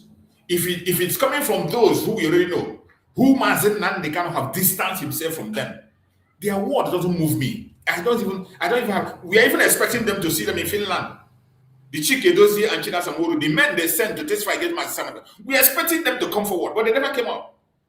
They never came up, and already the prosecution council have finished their prosecuting their overview of their prosecution evidence, and we didn't see them. Those that were sent by this sacked DOS, they didn't appear. We were expecting to see that they are again, because we have Biafrans there who we are watching to see them when they come to testify. We didn't see them, and they have just dug their grave. Whether they come or they did not come, they are going to face the consequence of lying against the innocent, lying under oath. They are going to face the music wherever they are. They will face the music. Those who have lied. Today, Master Simon Ekpa is defending the entire Biafran people. It does not matter the name you answer, the group you belong. It does not matter your age, how rich or how poor you are. As long as you are in the old Southeastern region, even whether you agree with us or you don't agree with us, Master Simon Ekpa is defending us because we have the majority. More than 60 million people gave Master Simon Ekpa the mandate through our self-referendum. More than 60 million people gave Mazi Simon Ekpa. Mazi Simon Ekpa, conducted a referendum. We are more than 60 people gave him the mandate. Just like Mazi Nandekano said, that before he will make any move of declaration or anything, that the mandate will come from the people. More than 60 million people gave that mandate. So before you can ever stand against Mazi Simon Ekpa, before you can ever dispute him, you must have more than 60 million votes. And meanwhile, we have about 80 million plus Biafra. Remove 60 million from 80 million. How many remaining? It's about 20 plus. Or about 20 million. So let's assume the other 20 million. In that 20 million, there are people who are undecided. And there are people who want to be in Nigeria. Comparing them with the people who are willing to go, we have the vote. So when you see Mazi Simon Ekpa today in court, he is defending our supreme leader, Mazi Nandekano. He is defending you. He is defending me. He is defending the 80 million Biafrans. Our faith is lying on his shoulder. That is what he's carrying today. That is what he's carrying on his shoulder. It doesn't matter whether you agree with him or you don't agree with him. You can agree with me, you can disagree with me. You are entitled to your opinion. I've always said it, that every one of us, we are entitled to opinion. And there's no way we can always agree. It's not possible. Disagreement is allowed. But the only problem that we have is that we allow our disagreement to turn to hostility. And whenever we allow our disagreement to turn to hostility, it becomes a major problem. It becomes a major problem. And that is where confusion sets in. That is why fighting each other comes in. We forget about the main project. And you begin to go to individual people, individual lives. You begin to fight against yourself unknowingly. I don't care whether you call yourself a content creator or you are a Biafran activist. You must give account to every single thing you say online. But we don't learn. The case of Mazen Nandekano and Mazen Samago should teach us a lesson. That it is not enough to on the camera and speak. You should be able to defend every single thing you say. It is not enough to on a camera. And we know we are in the age of social media, where stupidity and ignorance is the order of the day. Where even when you on your camera and you begin to do stupid things, you begin to show your ignorance, your idiocy, that is when people will come and watch. In today's media, intelligent people are not even listened to. People do not listen to intelligent reportage. No. People in this recent age, they don't listen to intelligent reportage. They go where they have fun. They go where they talk about irrelevant issues. They go where ignorance and idiocy is being displayed. But when you begin to put this online, people will not pay attention. But will that make us to change whom we are? That will not make us to change whom we are. You continue to report and do things right. Because after all, the Biafra we are trying to create can never be like the Zoological Republic. We want to make a difference in Africa. How do you make the difference? You will start from now. Because as I say, the world is watching. More especially the global community at this point in time, where Biafra is defended across the world. The world is watching. They are watching our program. You think it's only Biafrans watching our program? You must be kidding. You must be kidding. I pray that Chukwu Okike will direct us and teach us aright and what to do. And there is one other article that was written. There's another article that was written by Dr. Mazanga some few hours ago. And I would like to read that article so that we can be able to look into it. Because we are in a very critical time. Every single thing matters. At this point in time, everything matters, and we cannot overlook anything. Every information matters to us at this point in time. So, more especially those of them that has to do with us in this very journey that we are in. So, there is an article that was written by Dr. Mazanga recently, about 2 hours ago, in his platform, directed to President Bola Ahmed Tinubu. And I would like to read out that very article so that we can equally learn from it. And the world can equally also be looking forward. Because Dr. Mazanga, as you know, he is not a Biafran. He's not even a Nigerian. He's an activist. An activist who is committed to human rights. All he's after is to make sure that Mazi Simon Ekpa has a fair hearing. All he's after is that justice will prevail. That's what he's after. So let us read this very article he wrote some hours ago. It is important because it has to do with us. We learn from all this. These are people who have gone to school to study. These are experts. But this agitation have made us not to respect experts. You see, in this agitation, we have professors, we have doctors. These are people who spend their time to go to school. And you come, you talk to them anyhow, you think their word doesn't have meaning. And most of them are the people who are educated abroad, not even in your Nigerian system where you buy certificates. Many people in this administration, professors, doctors, nurses, engineers, businessmen, people of timber and caliber are here. But because they bring themselves low down, we put everyone on the same level for us to be able to communicate and reach out. There is no distance. We don't create any distance between us. We make sure that we relate. Many of us are insulting them, abusing their intellectual capacity, abusing their experience that people pay to get. Just like Master Simon Ekpa. What Master Simon Ekpa is doing for Biafra, people pay him to do that for them. There was a time Master Simon Ekpa did a program. He said, consultation in his firm.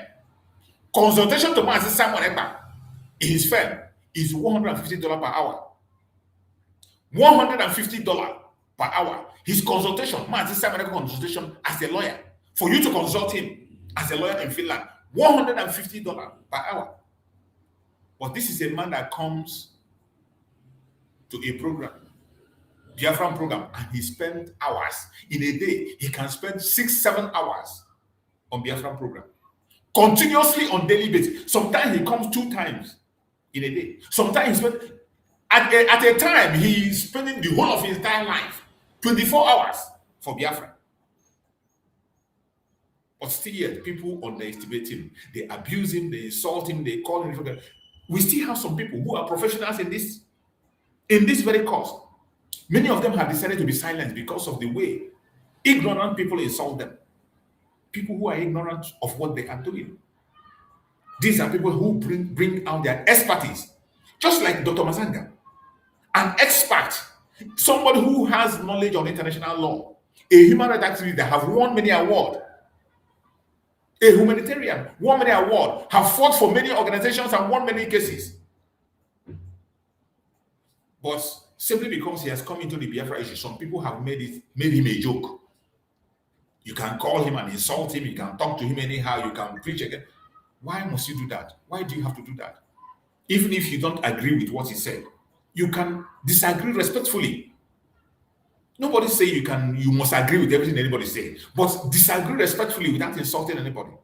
Disagree respectfully and give your points. Give your points why you disagree, and the world will judge. The Biafrans themselves, with their common sense, even if you don't go to school, your common sense can be able to give you answers to what you want, the answers you need. So let us go into this article that was written by Dr. Mazanga. Look at it there. You can see African World Media TV. He wrote, he said, "Dear President, His Excellency Bola Ahmed Tinubu," and he tagged him. He said, "Greetings. How Abubakar Malami faked evidence against Simon Ekpa and Nnamdi Kanu as seen in court." Dr. Mazanga is writing, how Abubakar Malami faked evidence against Mazi Simon Ekpa Joko, our Prime Minister, and Mazi Nnamdi Kanu as seen in the court of Finland. Just like he said in the video I played, there are some of those evidence that we have not seen. He says some of them are so funny that you can imagine that no human being will see those things and take Nigeria serious. The kind of fake evidence and how they formulated it. And he's writing to Tinubu. He said, "I really write to you good letters. Abubakar Malami, as a former Minister of Justice, lied to Nigerians and lied to the international community about the cases of Simon Ekpa and then Nnamdi Kanu. He issued abduction warrants and arrest warrant based on fake and corrupt evidence. As the evidence I have seen in court here in Finland, in the case of Simon Ekpa, and the evidence I saw in Kenyan court concerning Nnamdi Kanu. You see, that is why I say when we are talking, talk based on confirmed, verified information. Dr. Mazanga is writing here. I am quoting Dr. Mazanga. He is speaking based on evidence he has seen. Most of this evidence we have not seen it. There are so many of the evidence that is not in the public, just as he said. There are so many of the evidence that was shown only to the lawyers and the technical team that are supporting the main lawyers on the ground, that the public cannot see it in the public. And that is what Dr. Mazanga is right now. He said, that man like me that you know, that the terrorist in Nigeria that is facing terrorist charges today in Nigeria, issued abduction warrant and arrest warrant based on fake and corrupt evidence. As the evidence I have seen in court here in Finland, in the case of Simon Ekpa, and the evidence I saw in the Kenyan court concerning Mazi Nnamdi Kanu, Abubakar Malami was arrested for corruption and terrorist activity, dealing with Boko Haram and other things that have destroyed Nigeria. You detained El-Rufai, Nasri Ahmed El-Rufai, on allegations that are not different from what other Nigerians have done in the past. As a humanitarian law expert, I find it very difficult to understand why Abubakar Malami is walking free in Nigeria. That is Nigerian law for you. They treat people differently. One law for one people and another for the other. I am sure your security agencies have given you a file containing the fake evidence that is here in the Finland court. If they have not, I can post to you the entire transcript that will shame Nigeria even more. As I'm telling you, there are many things that are not in the public. But these experts, like Dr. Mazanga and some other technical teams, are aware. They have this evidence before them. It was not made public. Many of us on the media speaking, they are not public. That is why I have always told you that I will not come here and tell you something that's not verified in this case. I will only speak based on information that are verified, that are coming from reliable sources. Those are what I'm going to speak about. That even if you make it to the court, they speak in Finnish. You cannot get a transcript. You are not allowed to film. You're not allowed to record.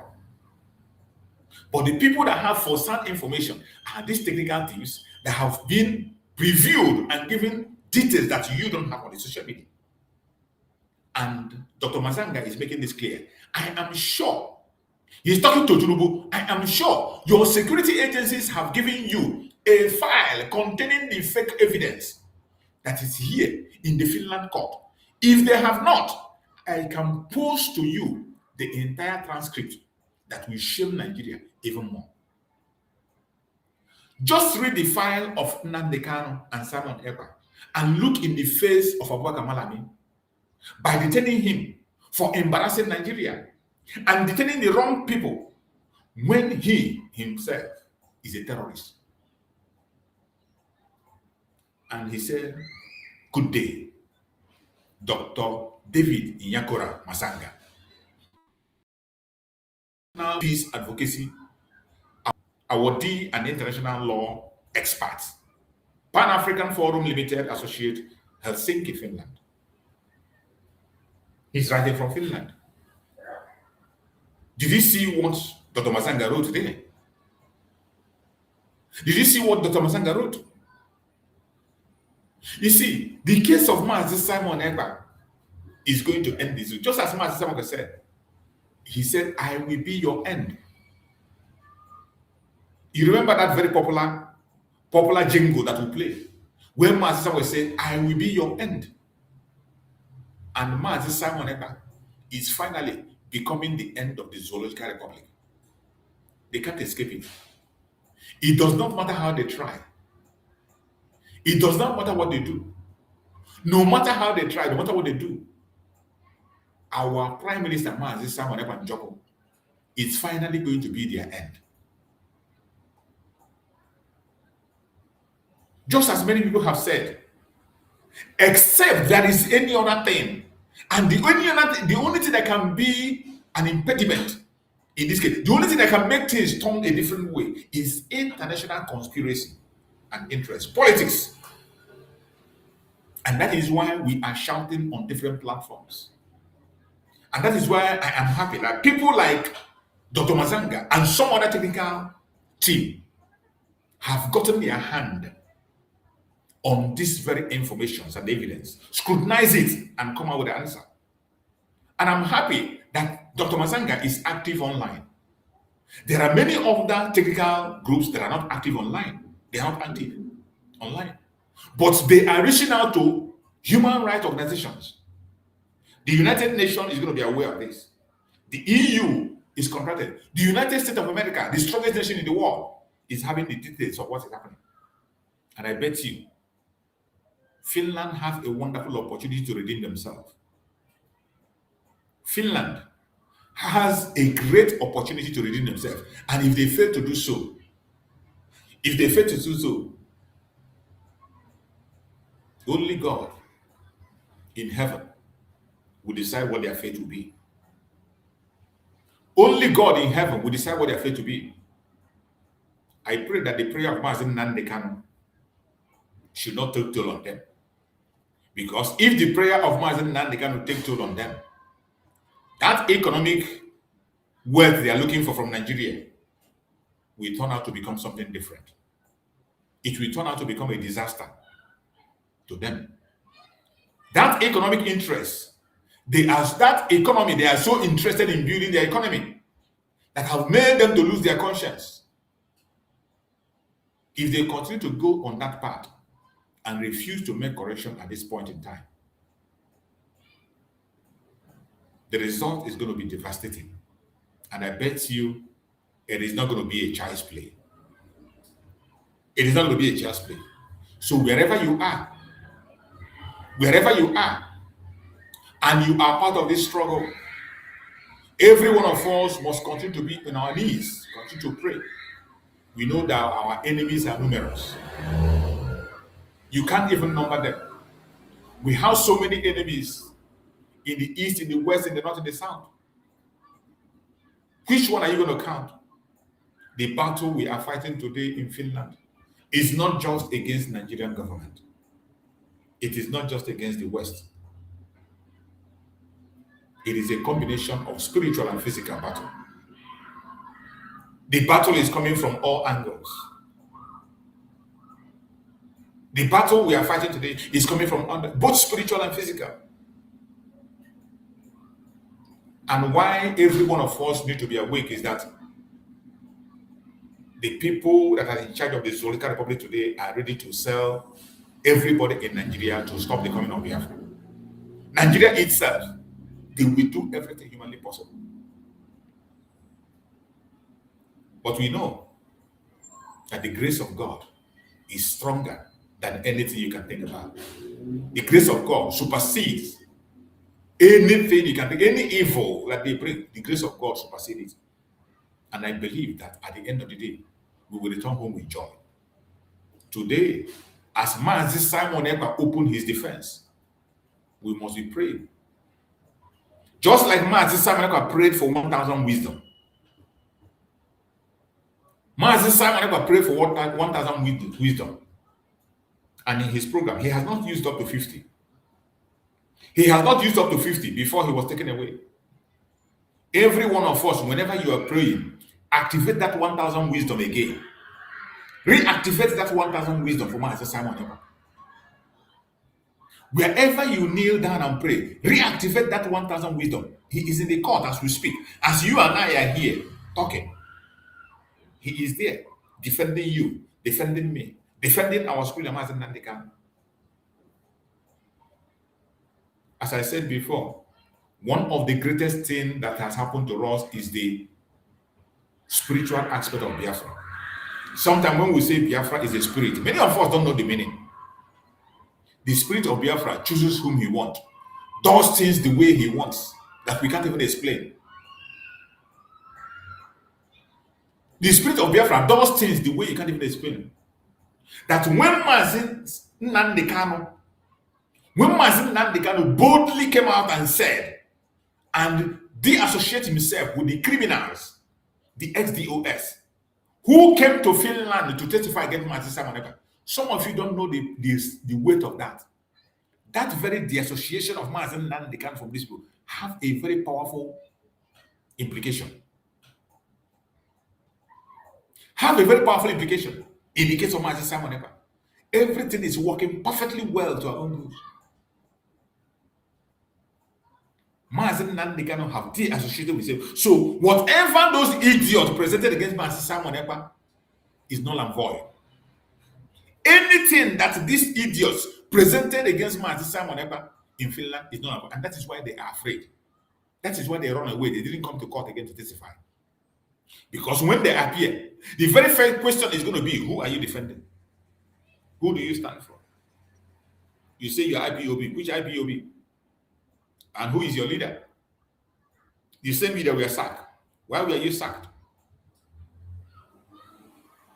So today, whatever they have written or placed against Master Samuel is null and void. And at the right time, they are going to serve their punishment for speaking lie against the innocent. Today, Mazen Nandekano is standing on his path, removing himself from everyone that conducted this atrocity today that they are charging us for. It is this XDOS that was used to blackmail Mazen Nandekano. They are the same people they used to blackmail Mazen Simon Ekpa and the Liberation Army. And when I say these things, there is an evidence. And the evidence is in the public. The people that were used to blackmail the ESN and the Liberation Army are the Chike Doziem and China Samoro. I am not saying there's an evidence, which I have played very many times online. Even you, as you're watching me, if you want to see evidence, just go to Facebook. You type the confession of ESN of killing a traditional ruler. You will see where somebody who claimed to be a member of ESN, Ejima by name, Ejima was confessing and said that China Samoru and his DOS sent them to go and take the life of a traditional ruler. And this man was the person that they were using to conduct a false flag to tarnish the image of the Liberation Army. It was carried by the national TV. NTA was there. Arise TV was there. Channel Television was there. All the popular television stations in Nigeria were there. They covered it. But ask me, why is it that nobody talks about it? They decided to walk away from it and they focus on the legitimate people who come to protect their people. In that confession, you will hear Ejima say that their camp is at the back of police station. How can any agitating group have a camp at the back of police station? I want every one of us to use our common sense. How can any Biafra agitation group have their camp at the back of a police station? Now, that confirmed the fact that Chike Doziem and China Samoro took some part of the ESN and handed it over to the governors, which Chike Doziem himself confirmed. He confirmed that the governor approached them. All these things I'm telling you here is not a blackmail. Neither is it. There are facts, there are video evidence, there are pictures, there are audio evidence. Chike Doziem come to public and said that the governors approached them to hand them over the ESN, and they did. And the Seibo in Anambra State, on the national TV confirmed that Chike Doziem and China Samoru IPOB is now working with them. They have agreed to work with them. That they are working with them. And we saw that handwriting with their blackmail. Blackmailing the sit at home. Going out to take innocent life and blame it on the Liberation Army. The Liberation Army that was created by Master Samuel. And this Liberation Army, the case was brought to Master Samuel. It's one of the charges they bring about Master Samuel. One of the charges, again, they were presented with Master Samuel is buying arms for the Liberation Army. Buying arms for the Liberation Army. And I ask you, the Liberation Army of Biafra was established officially under Biafra Republic Government in Exile. Remember, Biafra Republic Government in Exile is a legitimate and approved organization.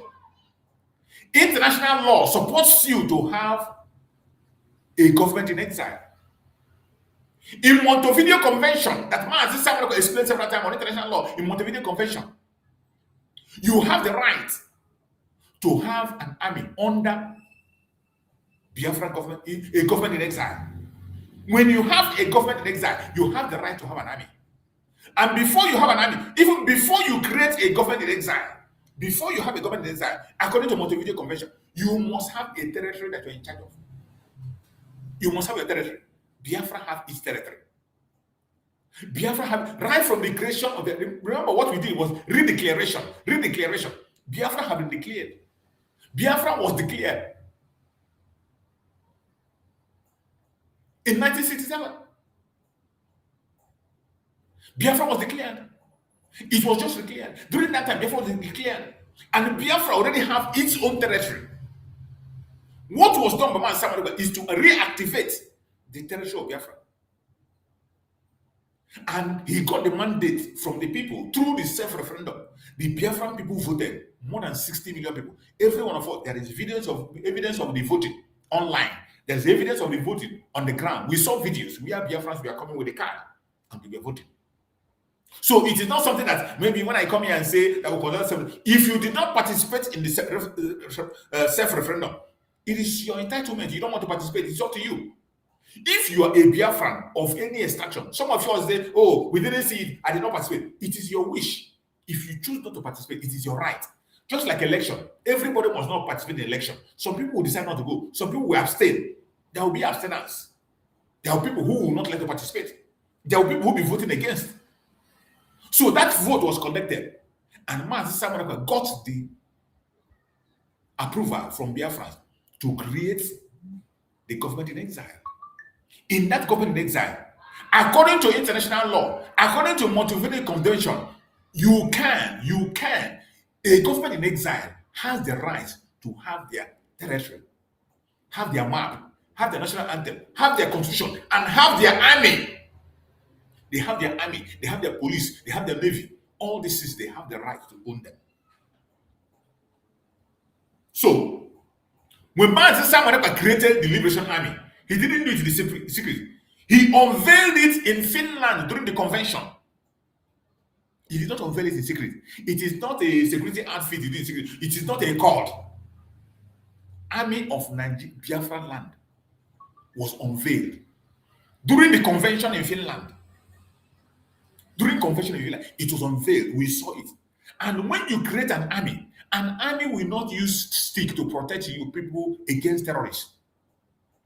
Every one of us, you have seen videos of the kind of ammunition the terrorists are using in our land.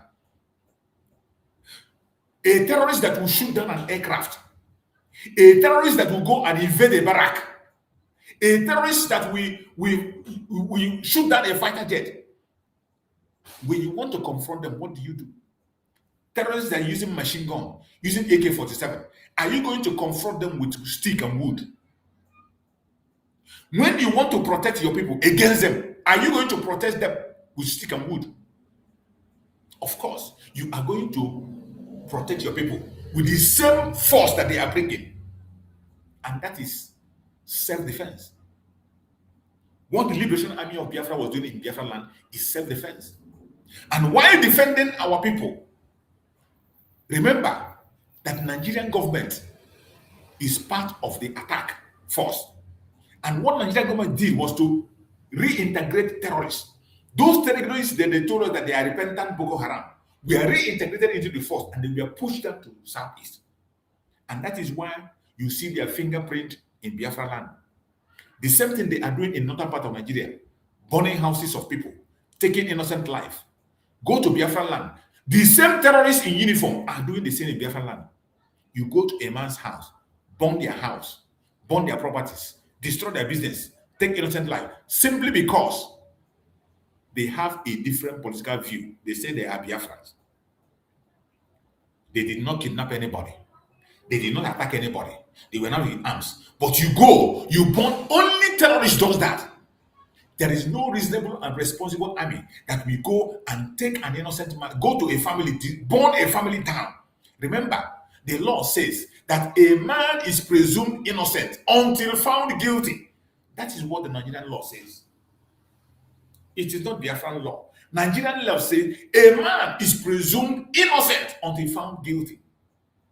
But in Nigeria, they will take your life simply because you said you are a Biafran. Simply because you are, and even most of the people that they took their life don't even identify with Biafra struggle. Many of them are not agitators. Just like in their recent summit, where that retired general came out and said that more than 5,000 Biafran youths have been murdered since 2015 to date. More than 5,000. He didn't say 5,000 criminals. He didn't say 5,000 terrorists. He didn't say 5,000 kidnappers. He said 5,000 Igbo youth men, especially since 2015 to date. In a place where they say there is no war. This is a place they don't want us to defend. They don't want us to defend it. They say there's no war. They say there's no problem in it. But more than 5,000 youths, innocent youths, have been murdered in cold blood. Many properties and homes have been destroyed. Many communities have been deserted.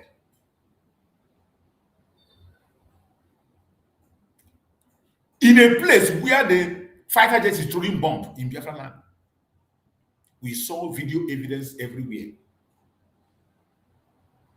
And somebody is stepping up to say it is too much. The terrorism, the genocide cannot continue.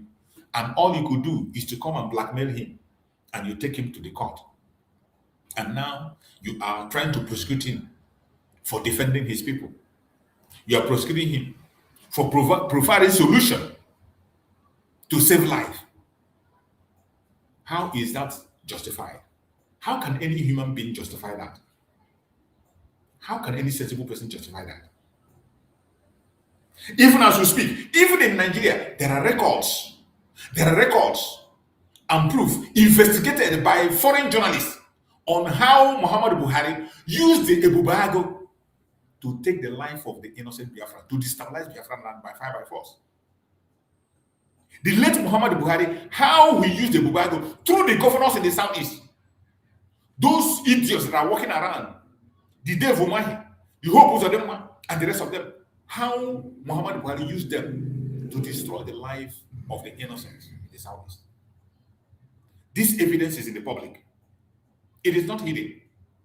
Many of the things they are bringing against Master Samuel today, evidence against them, is even before the public. You don't even need to go very far. But for one reason or the other, these are what they are presenting before Master Samuel. And I thank Chukwu Okike for the man they met. Just like my sister have said, it would have been very wonderful if Bianca Ono or the Interior Affairs Minister or their counselor, whoever they have, would have been in the court to face Master Samuel face to face and defend whatever they're saying. It would have been wonderful if any of them, including those idiots that were sent by Chika Duzem and China Samoro, it would have been amazing if they can stand toe to toe with Master Simon Ever and accuse him to his face. It would have been amazing if they were brought during this time of the defense. Line them up during this time of defense, line them up and let Master Simon give them questions. This is not Nigeria. That is the beauty of those things. This is not Nigeria. You see the case of Mazen Nandekano, how they did? During the time of Mazen Nandekano, you know Mazen Nandekano, when he wanted to mount his defense, remember what he told them? Mazen Nandekano mentioned the people that they used to use as an evidence. All those criminals, Mazen Nandekano mentioned them as those who is going to use as an evidence during his defense. You remember? You remember? But because Nigeria is not a lawful country, Nigeria is not a place where you can get fairness or a lawful place. Even so, they did not even allow Mazen Nandekano. After a case they used to prosecute Mazen Nandekano for more than 10 years. A case that lasted for more than 10 years. They gave Mazen Nandekano only how many days? Is it 3 or 4 days to defend himself?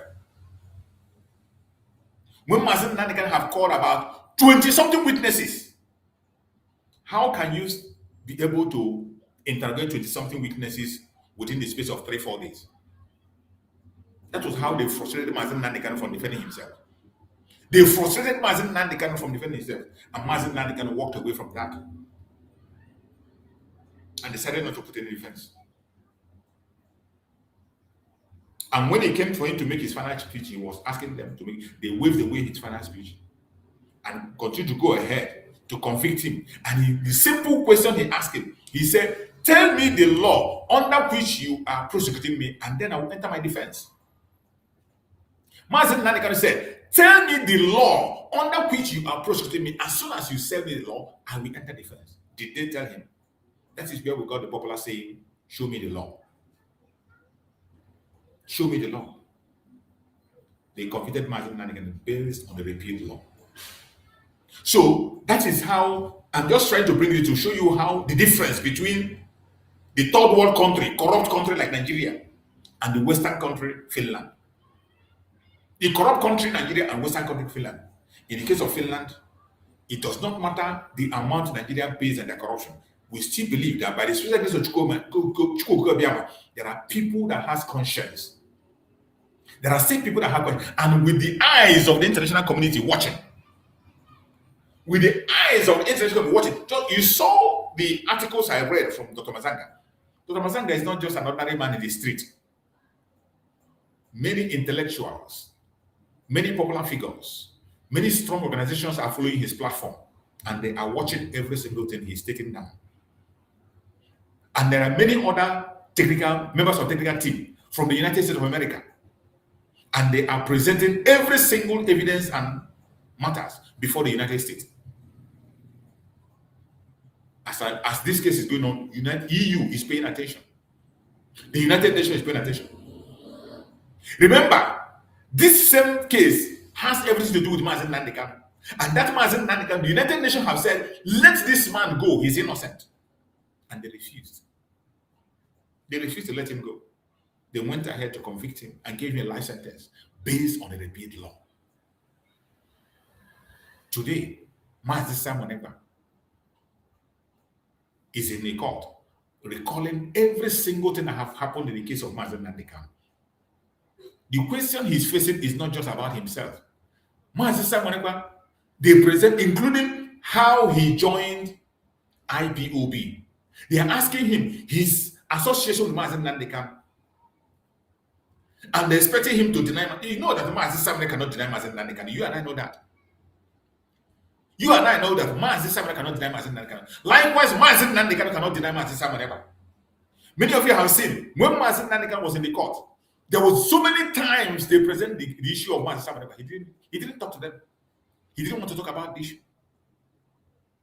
And the main reason the Nigerian government is attacking him, the main reason the criminals, the Nigerian government is using the SAC DOS to attack Mazen Nanikan is because one of their major reasons is because Mazen Nanikan refused to distance himself from Mazi Simon Ekpa. That is one of the major reasons. Major reason the ex-DOS is attacking Mazen Nanikan, because he refused to distance himself from Mazi Simon Ekpa. Mazen Nanikan knows the importance of our Prime Minister Mazi Simon Ekpa. He knows that Mazi Simon Ekpa is genuine. He knows that Mazi Simon Ekpa is hardcore, not because he said it. He knows that Mazi Simon Ekpa have everything that he takes. He has everything that he takes. He knows that he's sincere and open and genuine. And he has never, at any point in time, denied Mazi Simon Ekpa. And you think that Mazi Simon Ekpa will deny Mazen Nanikan in international court in Finland? You think that he would? Of course, he cannot. He has never and will never. In the court of Finland, Mazen Nanikan case was brought forward. He was asked questions about his relationship with Mazen Nanikan. Nigerian government will how they play their games. For the fact that they proscribed IPOB. a proscription that even Finland himself does not recognize IPOB as a terrorist organization. Do you know that? Finland does not recognize IPOB as a terrorist organization.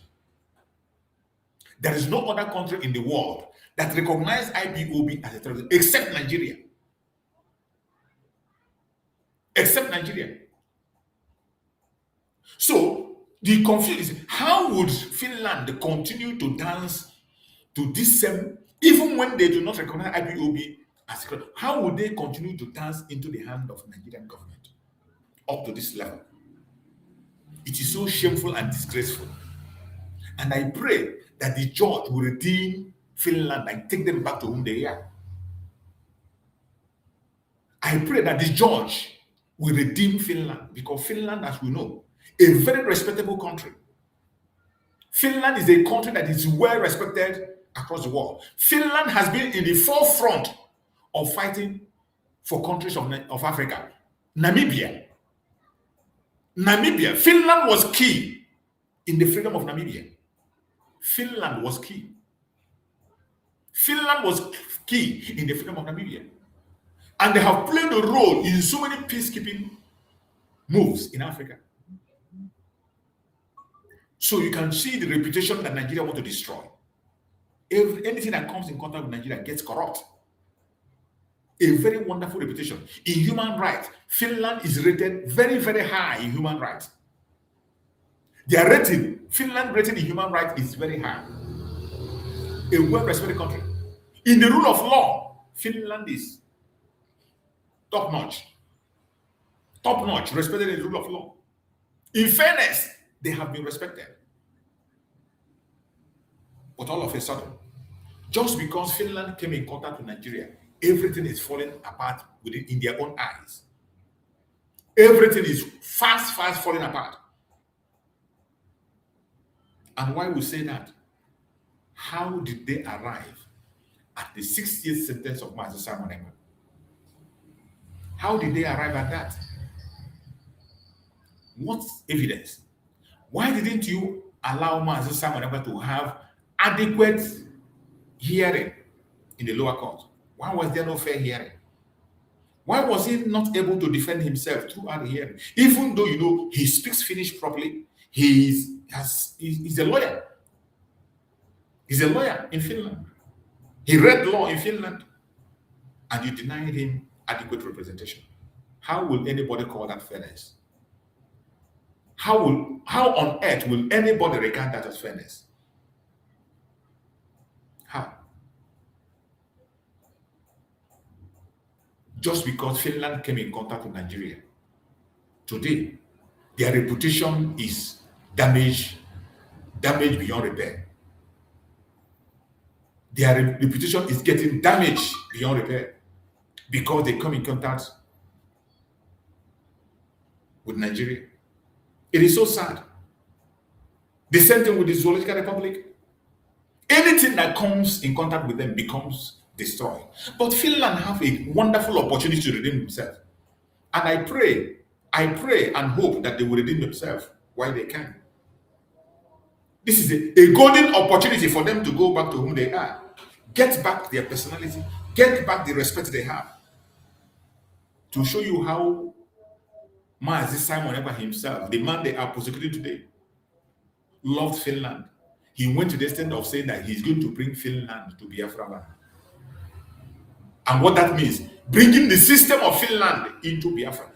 That thing that gave him the confidence to say, I will bring Finland to Biafra. Do you know what it means?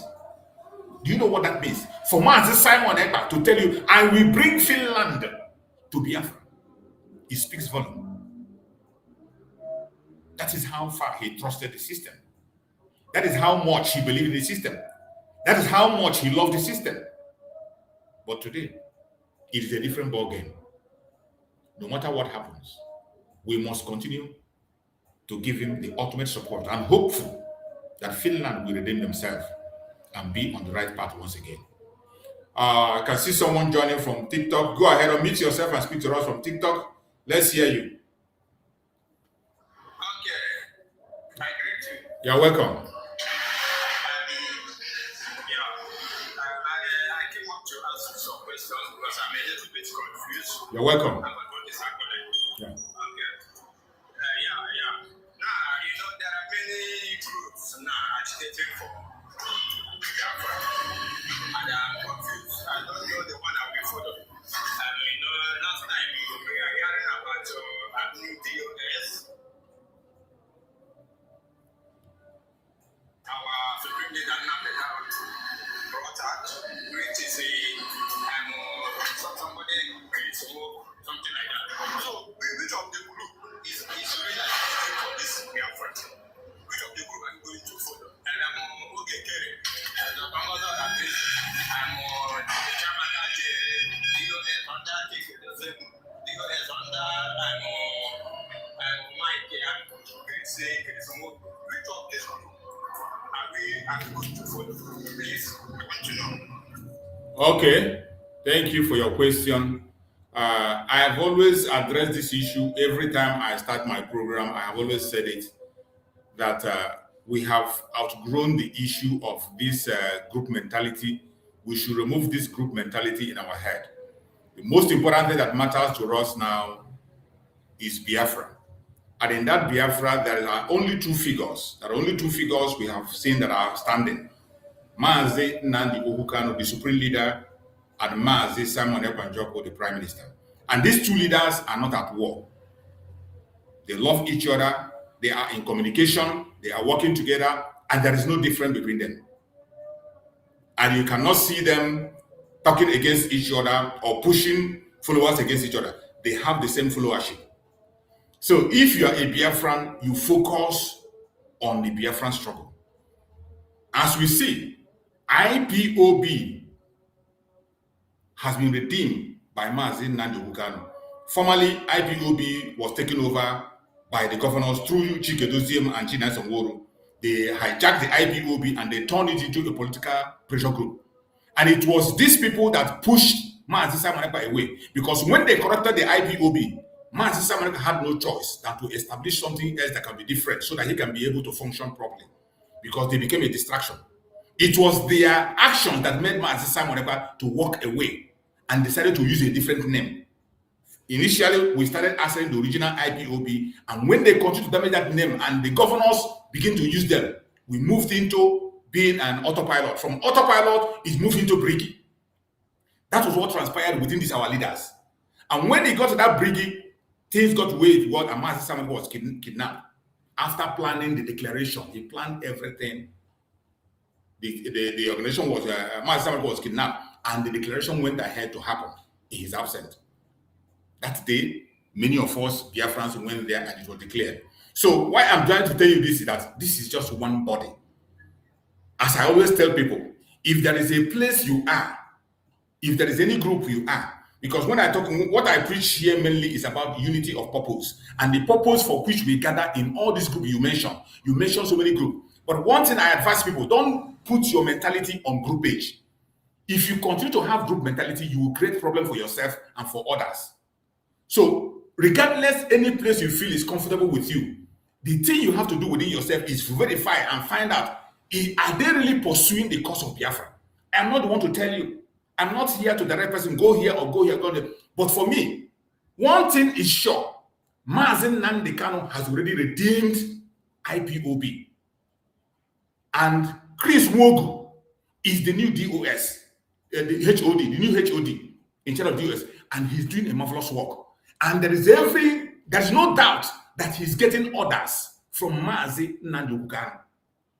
And since he started Chris Wogu, I have not seen him making any broadcast against any group or against anybody. Just like Mazi Nnamdi Kanu is working with Avid. He's working with ambassadors of self-determination. He's working with the Rising Sun. These are groups. Mazi Nnamdi Kanu did not say them, abandon your group, come into IPOB, abandon their group. He didn't say that. He's working with them till tomorrow. And you see them standing even in the issue of agitation. In Israel, you see people, Avid was there, ambassador of self-determination was there, IPOB was there, and every one of them is defending one thing, Biafra. So this idea of putting ourselves, boxing ourselves into a group, it is creating chaos and problem. Everyone, that is the division of labor. There are people that are very good in diplomacy. If the group where you belong are focusing on diplomacy, join them and enter into the diplomacy very well. If the group where you're supporting are on defense, they are very good on defense, focus on it and go into defense. If you are one of those who are in evangelism, you are very good in evangelism, speaking about Biafra and educating people, focus on that. And the cause is Biafra. If you want to support defense, let's assume you want to support the defense of Biafra. Today, every one of us know that IPOB that Mazen Nanikan have redeemed under Chris Mogo, the HOD, have made announcement that the DOS will take charge of the ESN that we all know. You and I know that the Liberation Army is no longer there. Since Mazen Simon was not around, the Liberation Army is no longer there. So anybody talking about Liberation Army now, you might be making a mistake. Because we saw, after the redemption of the IPOB, you saw the Liberation Army, they came out and played allegiance to Mazen Nandekano. And most of them, that is where they started, from ESN. That is where they came from. We saw them, they come and played allegiance to Mazen Nandekano. And today, the HOD is taking a responsibility to take care of them. So if you want to support the Liberation Army, you know where to support. You go there and make your donation to support them. There are some other groups also that are doing one thing or the other. Like in the case of Mazen Simon Ekpa, there was a time a lawyer was provided, and a group in Brigi group, they brought out a lawyer and said support. If you want to support Mazen Simon on that level, go, even if it is not your group, but you know that this thing is meant, the target is to support Mazen Simon, go and support. You saw protests. Some group came out from Finland. They came out and they organized a protest. Every Biafran went for that protest. Every Biafran, no matter the group, everybody went for that protest. Not just say, oh, because it's not your group. Everybody went. You see people from different places. They went, even though they're not the one that organized it, but they went and supported. That is the spirit we are supposed to be going with. So wherever you are comfortable, you just be there and make impact. It is not about group. You want to know who is more superior. There is nobody that can claim special superiority or whatever. The most important thing that every one of us should align under the supreme command of Mazen Nandekano and our Prime Minister Mazen Simon Ekpa, who is always playing allegiance to Mazen Nandekano. Mazen Simon Ekpa has never at any point in time claimed leadership. He only claimed discipleship. Mazen Simon Ekpa, in all his broadcasts, you will only see him claim discipleship. The reason he became a prime minister because it was necessary for us to have a prime minister in Biafran government in exile. If you want to have a government in exile, there must be a prime minister to the right face and to defend Biafra properly. That was why Mazi Simon Ekpa Njoko became a prime minister. As we voted, we all voted for him and gave him the go-ahead to become the prime minister. He didn't appoint himself. But the only thing he arrogated to himself was discipleship. And you can never see him anywhere fighting Mazen Nandekano till tomorrow. Even in the court as we speak, he's still there defending Mazen Nandekano. He's not denying Mazen Nandekano. They ask him questions regarding to Mazen Nandekano, even in the court as we speak, and he's defending. So why would you, outside there, begin to fight yourself or begin to say, oh, this one is special, this one is not special, I'm for this, I'm for that? No, it doesn't make sense. That is why I'm advising. If my advice to Biafra is to use your independent mind. Choose where you can be able to make impact in this struggle and continue to make impact. The only people I cannot be able to work with or agree with is when you come and you are speaking against our spirit, Mazen Nandekano. You tarnish his image, you blackmail him, or you come, you blackmail Mazen Simon Ekpa, or you tarnish his image. I cannot take it from you. But apart from that, whatever thing, a group you want to belong, you are entitled to your opinion. Freedom of association is one of the things that Biafra allows. You are free to associate with any group, belong anywhere, make your impact. The most important thing is you need your purpose. I hope I've answered your question, my brother. Yeah. Okay, thank you. And another question is, like me, I am from Biafra and I'm from Imo State. Where are you from in Biafra, please? I'm from Anambra State. Okay, Anambra State. Okay. That is good. And another question is that, how do we intend to get this Biafra to actualize this Biafra so that we start absolutely in control of our territory, our country? We become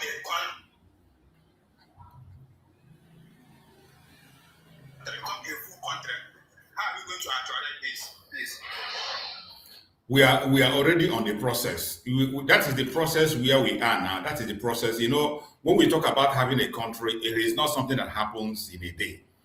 It is not something that happens, sometimes it doesn't even happen in a year. It can take decades to happen. So the process has already started.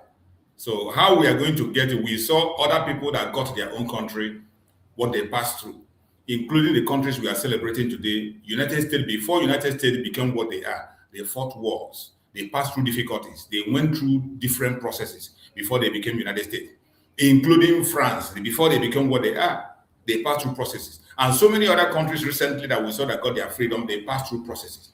The Southern Sudan you saw today, you saw how long it took them before they got to where they are. Some other countries we see in Europe, those that break away from Russia, it took them time. Even Finland today, is producing our prime minister. They broke away from Russia. It took them time. Even in their own, the people that voted for them to move away are not up to the number we have to that are voted for us today. In the Finland vote, I think it was 100 and something that voted for Finland for 100. It's either 100 and 80 something against 20 or so. They are not more that voted.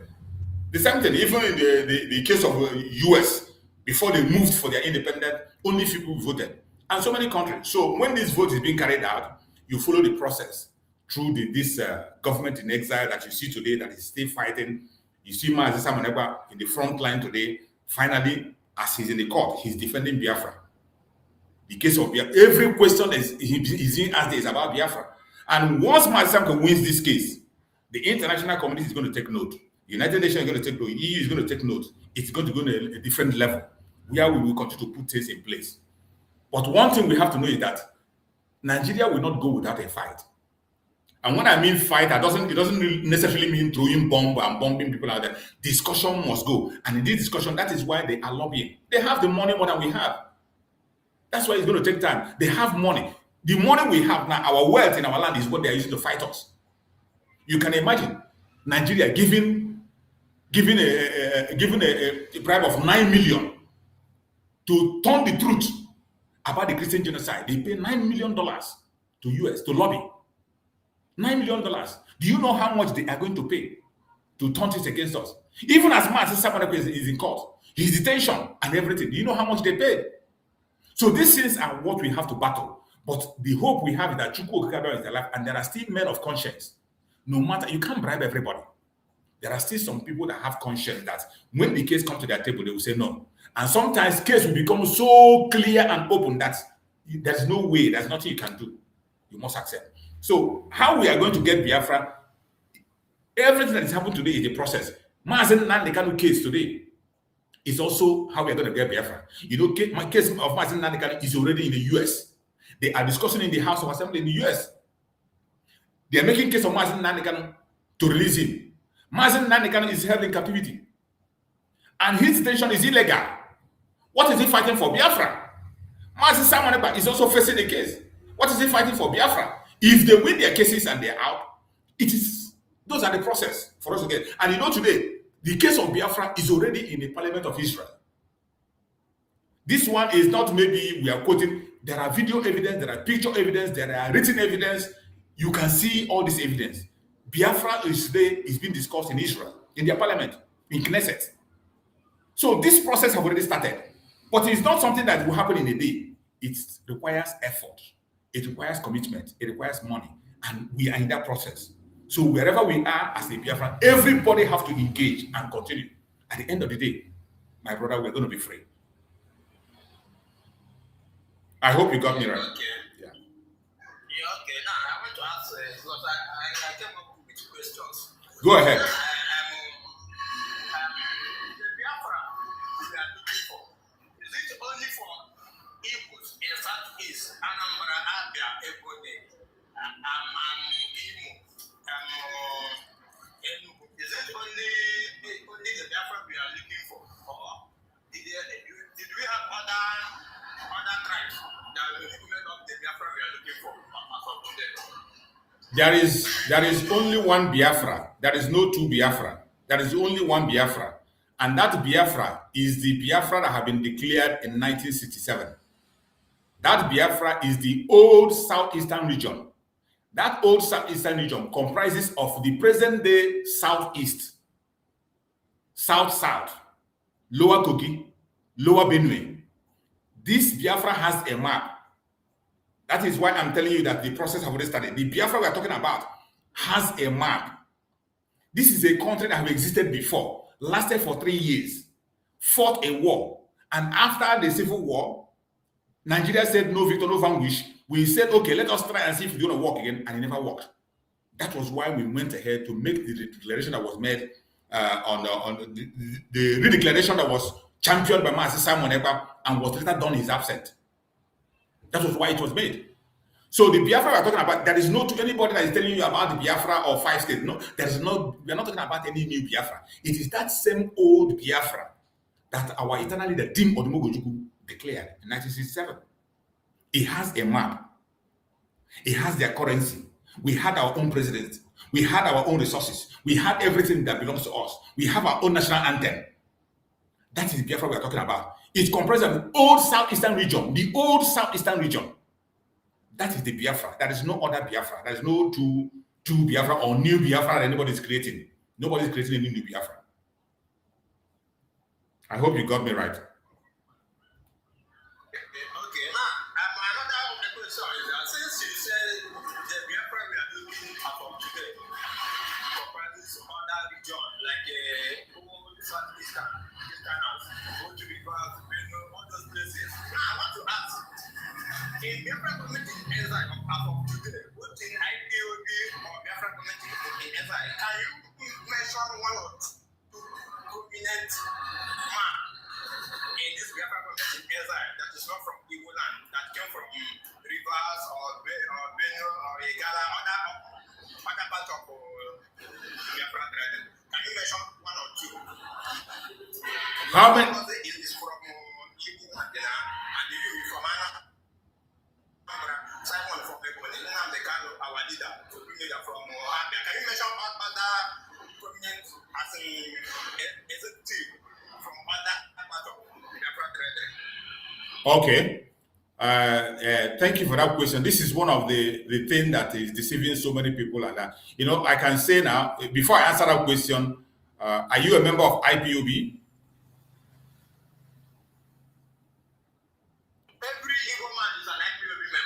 Okay, I understand. I understand.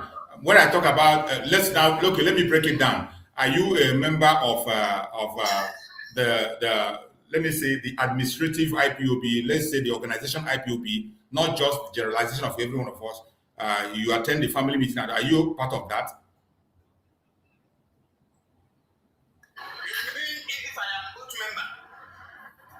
I'm not okay. If you want to use that word oath member, okay. You're an oath member? No, I am not. Okay. I am an IPOB by birth. That's good. I love that. So, what of, are you a member of Brigi?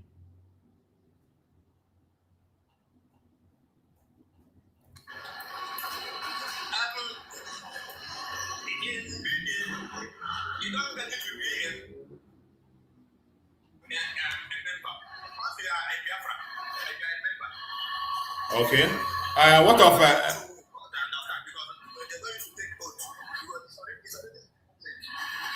okay, and you are in line with them, right?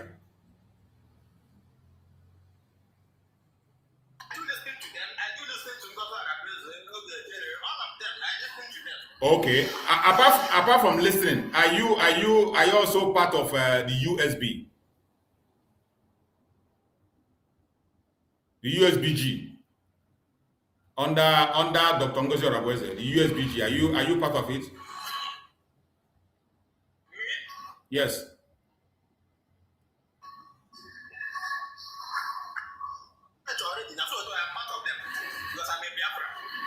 Okay. So if you are part of, let's assume, just like this, I like the way you were answering the question because the way you're answering it seems to align with what I've been preaching, that we belong to all, no matter the section where you are, we are one people, and we all are part of this Biafra struggle, and we need to do what we are doing. But why I was asking those questions is to know your closeness so that you can be able to, answer effectively when you begin to ask about people who are key actors and people who owns position, where they come from and where they not come from. So that is why I was asking that question, because If that's why I was asking it, that if you are not close, if you're not close very well, you might not know people who are involved. There are many people who are involved in this agitation that are not online. They don't speak. There was a time when when we were in the Briggy. I can bet you that in Briggy, we have many people that have important positions that are from the riverine area. They are not Igbos, so many of them. We have many people who are not Igbos. I can tell you that even under the USBG, under Dr. Ngozi Orobweze, there are many of them that are not Igbos. I am telling you of what I know because I was an insider. I was an insider before now. So even under Mazen Nnamdi Kanu, there are so many people who are not Igbos, who are key actors, but they are not in the public. So when somebody begins to bring those kind of talk as if it is an Igbonized something, some of us make that mistake, and I can understand why it looks like that. Is that Igbos have more population, they struggle, and you don't blame them. Even in the entire old southeastern region, I say they have the larger population, so they are bound to have the higher population in everything you do. And in terms of commitment, many of them take it more committed than every other person. I'm not saying that others are not committed. Every other people are committed. Just like in the force, when we talk about the defense, we had a region, we had the Navy. In our Navy, when my sister was there, the Navy is entirely controlled by people in the different area, sponsored by the Liberation Army. Under my sister, they are controlled entirely by people in the different area, and people were supported. So it depends on the area one participates. And another thing that you have to understand is people that make themselves available. In this Biafran struggle, nobody goes to the house and knock for somebody and say, come and join us. Oh, come and join us. It is when you hear it and it affects you, you know that this concerns you. You will come forward. Once you come forward, the ground is open. Mazen Samaruka have made it this announcement. Every leader, not just Mazen Samaruka, every leader of Biafra have always made an open announcement. If you have something, you will contribute. This is not about tribe. It is not about religion. It is not about your belief. As long as you are connected to the issue of Biafra, come forward, present what you have, and you'll be admitted into the fold, and you give your own expertise. That is what Biafra is done. But for somebody to sit back, maybe there are some people that sit back, they wait. Some of them will say, you didn't consult me. You didn't consult me. Nobody consulted Mazen Nnamdi Kanu. Mazen Nnamdi Kanu pick up this course. Our eternal leader, Dim Odumegwu did the course. After he did the course, there was no victory, no vanquish, and then the agitation dropped. Uwazirika picked it up. Uwazirika picked it up and began to move. At a stage, he dropped, and Mazen Nnamdi Kanu picked up. Do you know that at a point in time, Asere Dokubo picked up the Biafra struggle? Are you aware? Asere Dokubo even formed the government in the homeland. He formed the government of Biafra in homeland. Do you know that? At a point in time, Asere Dokubo formed the government of Biafra in the homeland. So this is the way the issue of Biafra is handled. It is not particular to everybody. It is open for everybody. It is open for everybody. Once you make yourself available, of course, you have a role to play. But it's not something that you will begin to say, okay, I will relax and somebody should come and consult you and tell you to come. Or if you enter and say, maybe you come and they say, oh, no, you're not part of it, that is a different issue. But I have not seen that. And one thing you should know, just like I was asking you before, I was not asking you to know where you belong or where you do not belong. I was asking you so that I will know the angle I will answer your question. Because if you are very close to the struggle, every group actually has people from different regions. Every group, IPOB leadership, has people from different regions. Not only Biafra, not only Igbos. The Briggy has people from different regions, not only Biafra. The USBG has people from different groups, not only Biafra. So it is not just that, but some people, when you're looking from distance, maybe because of the population or people who are in the outside, there are people that decide and prefer to be anonymous. And because of the way the pressure that is in other region, like the pressure in the riverine area and the pressure in the mainland is not the same. So there are people that prefer to remain silent. So let's not see it as if there is a demarcation. Hold on, let him finish. Let the person that's asking before. Let's see. Okay.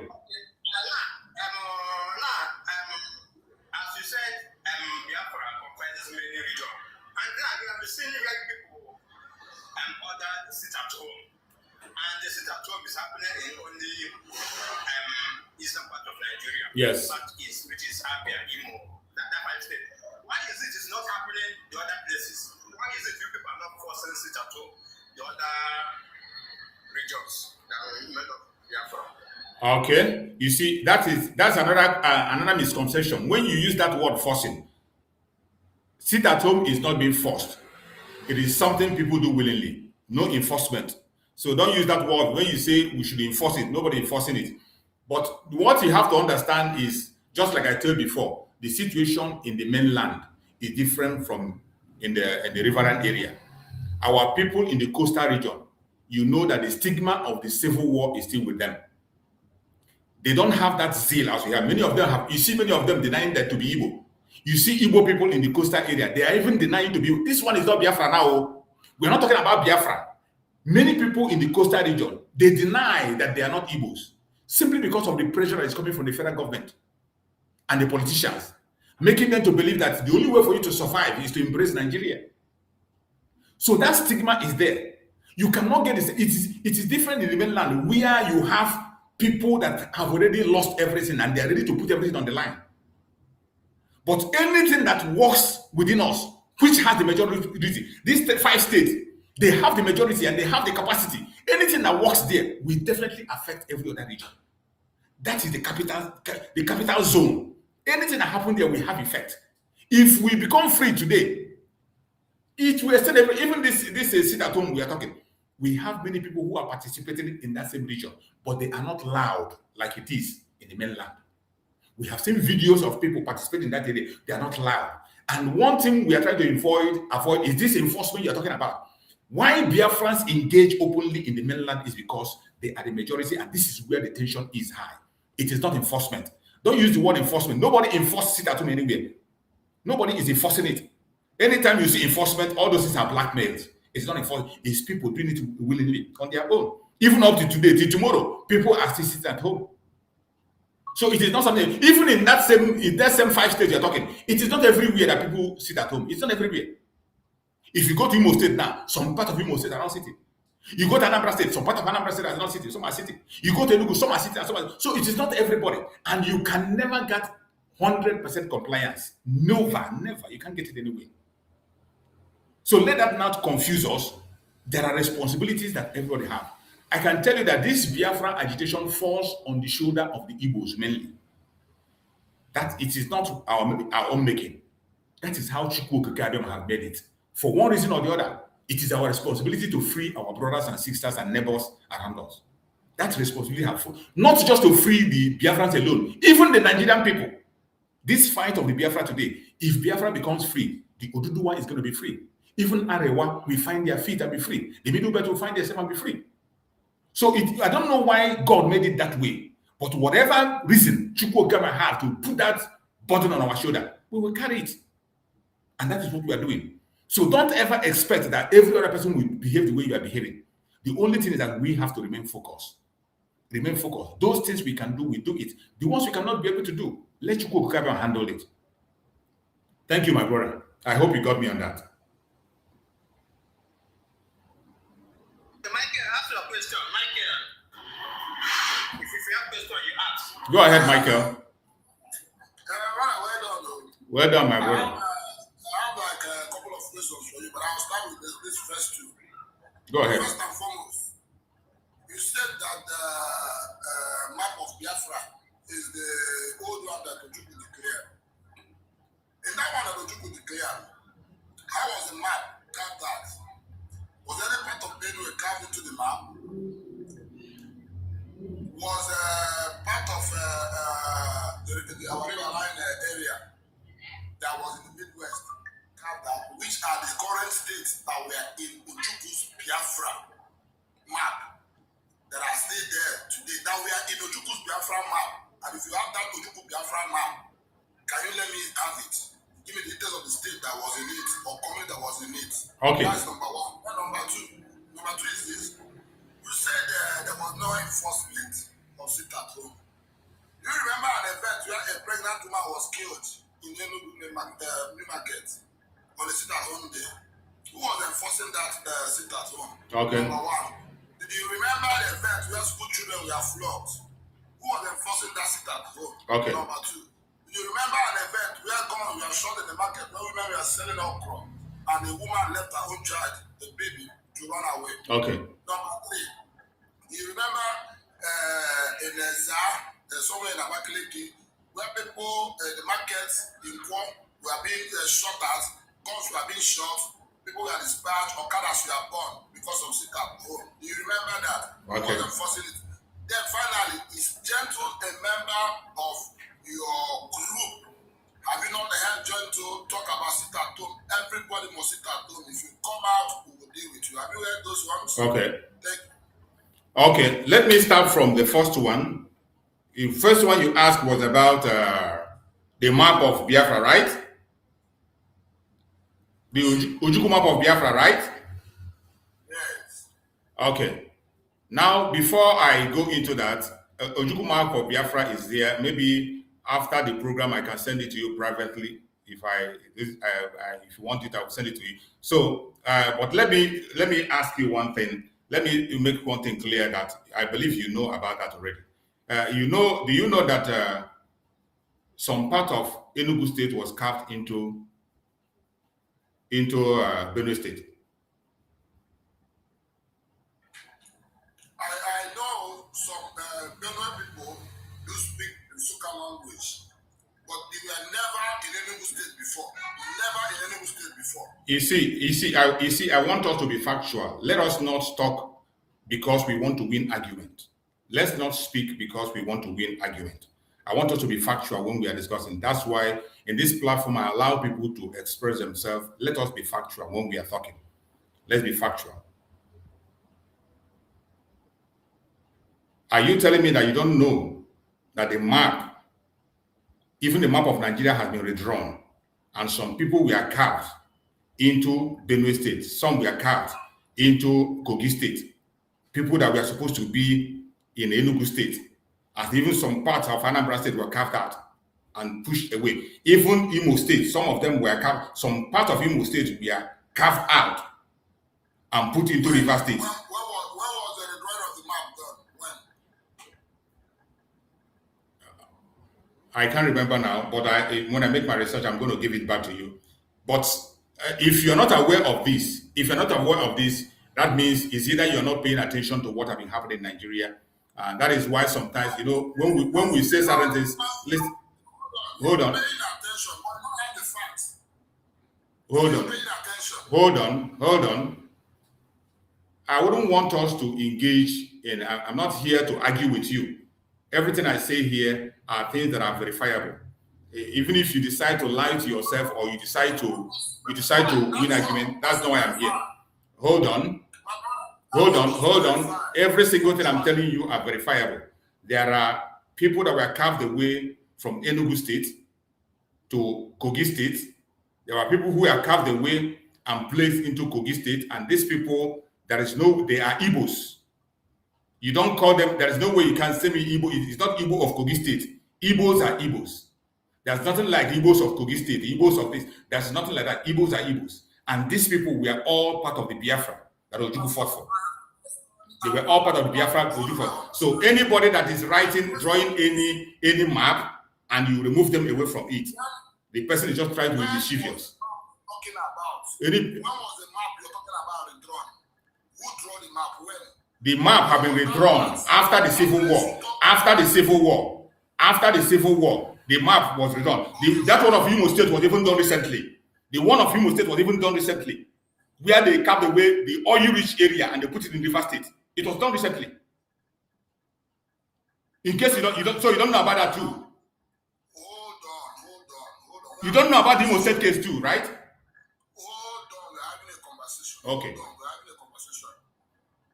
Before the war, what we have, there are regions. Are you aware? Of course. The place you're talking about in Imo State, they are all in the old eastern region. Yes. Right? Mm-hmm. Then, there was nothing like Imo State. Yes. They were all in the old eastern region. Of course. The one you're talking about, Enugu and Benue States. That's what I want to tell you. That part, hold on now. Okay, go ahead. That part mentioning, was it at that time part of the old Eastern region? That's my question. Yes, it was. At any time. It was. At any time. 100% it was. Do you have any proof of that? I have proof. That area was, can you show me? I have proof. Please. 100% I have proof. I can't show you here now. If you want to send it, I will send it to you.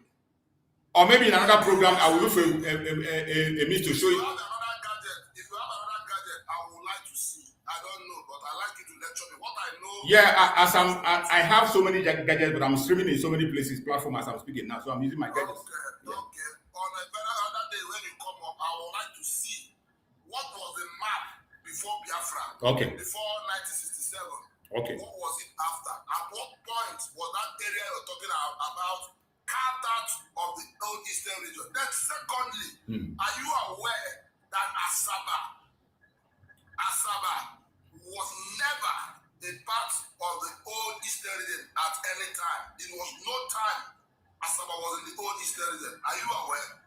That Asaba was not part of the Southeastern region? Never in the Southeastern region. Where was it? Are you aware? Where was it? First of all, it belonged to the West.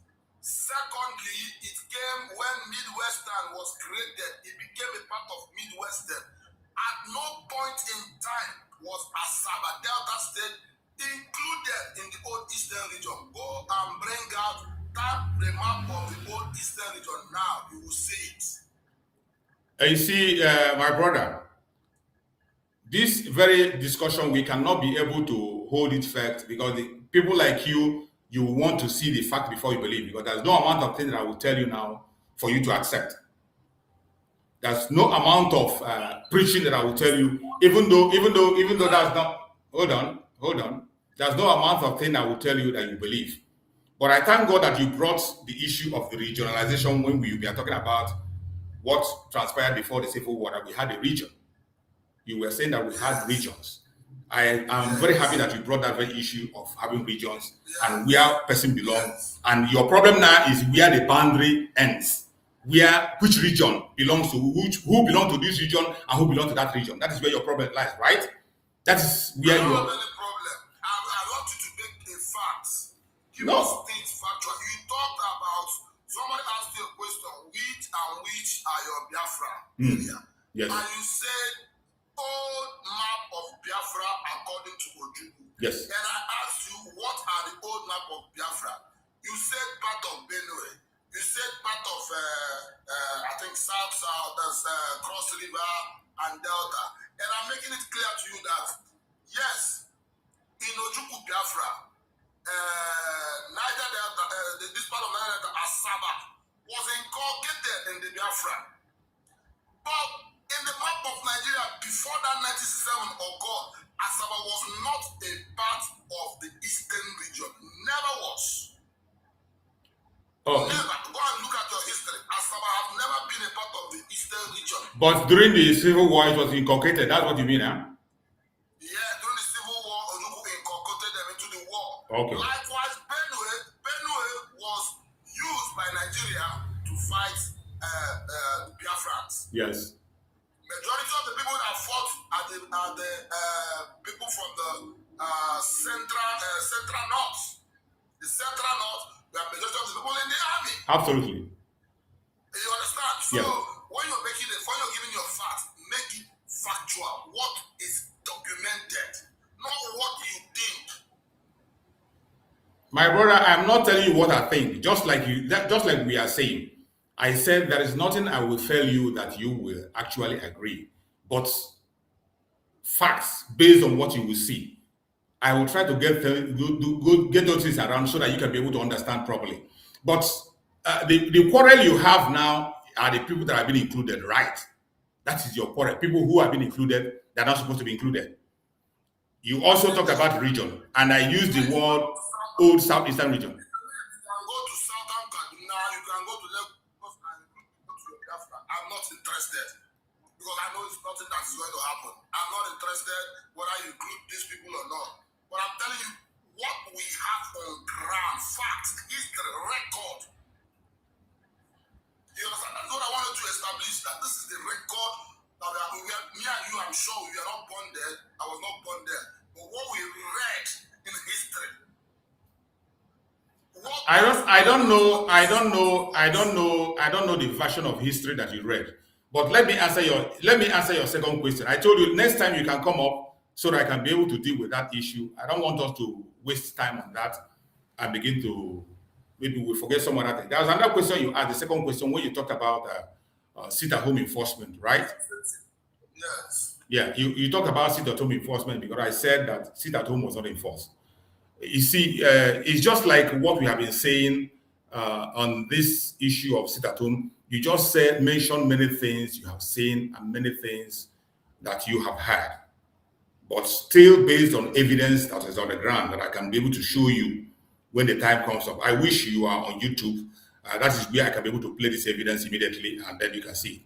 When we see what transpired during that very sit-at-home, there was a lot of false flag that was happening in the sit-at-home, and this false flag can be confirmed.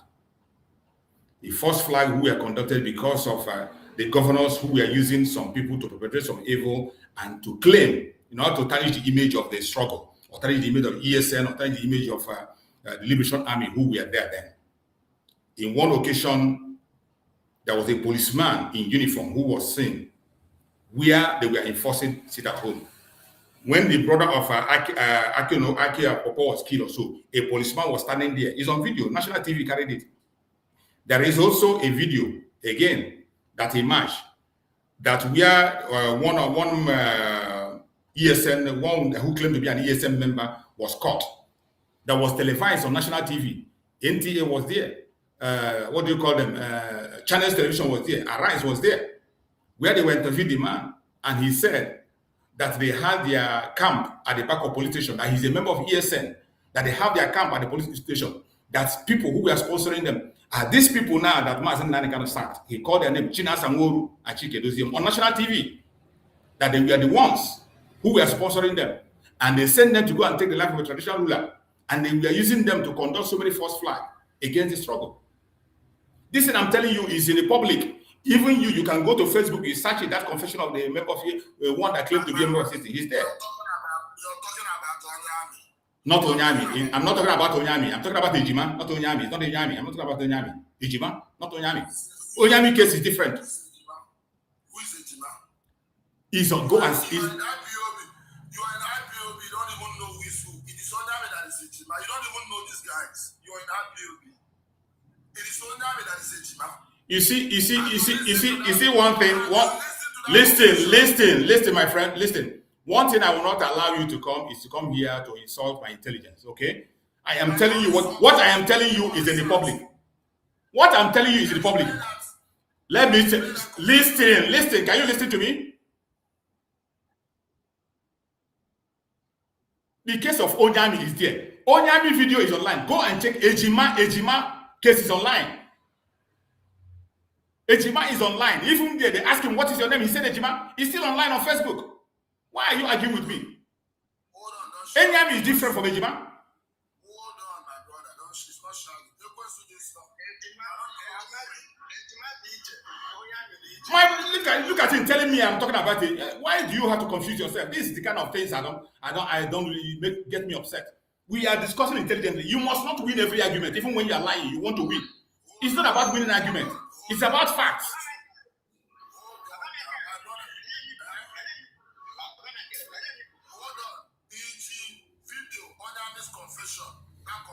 I have the video. I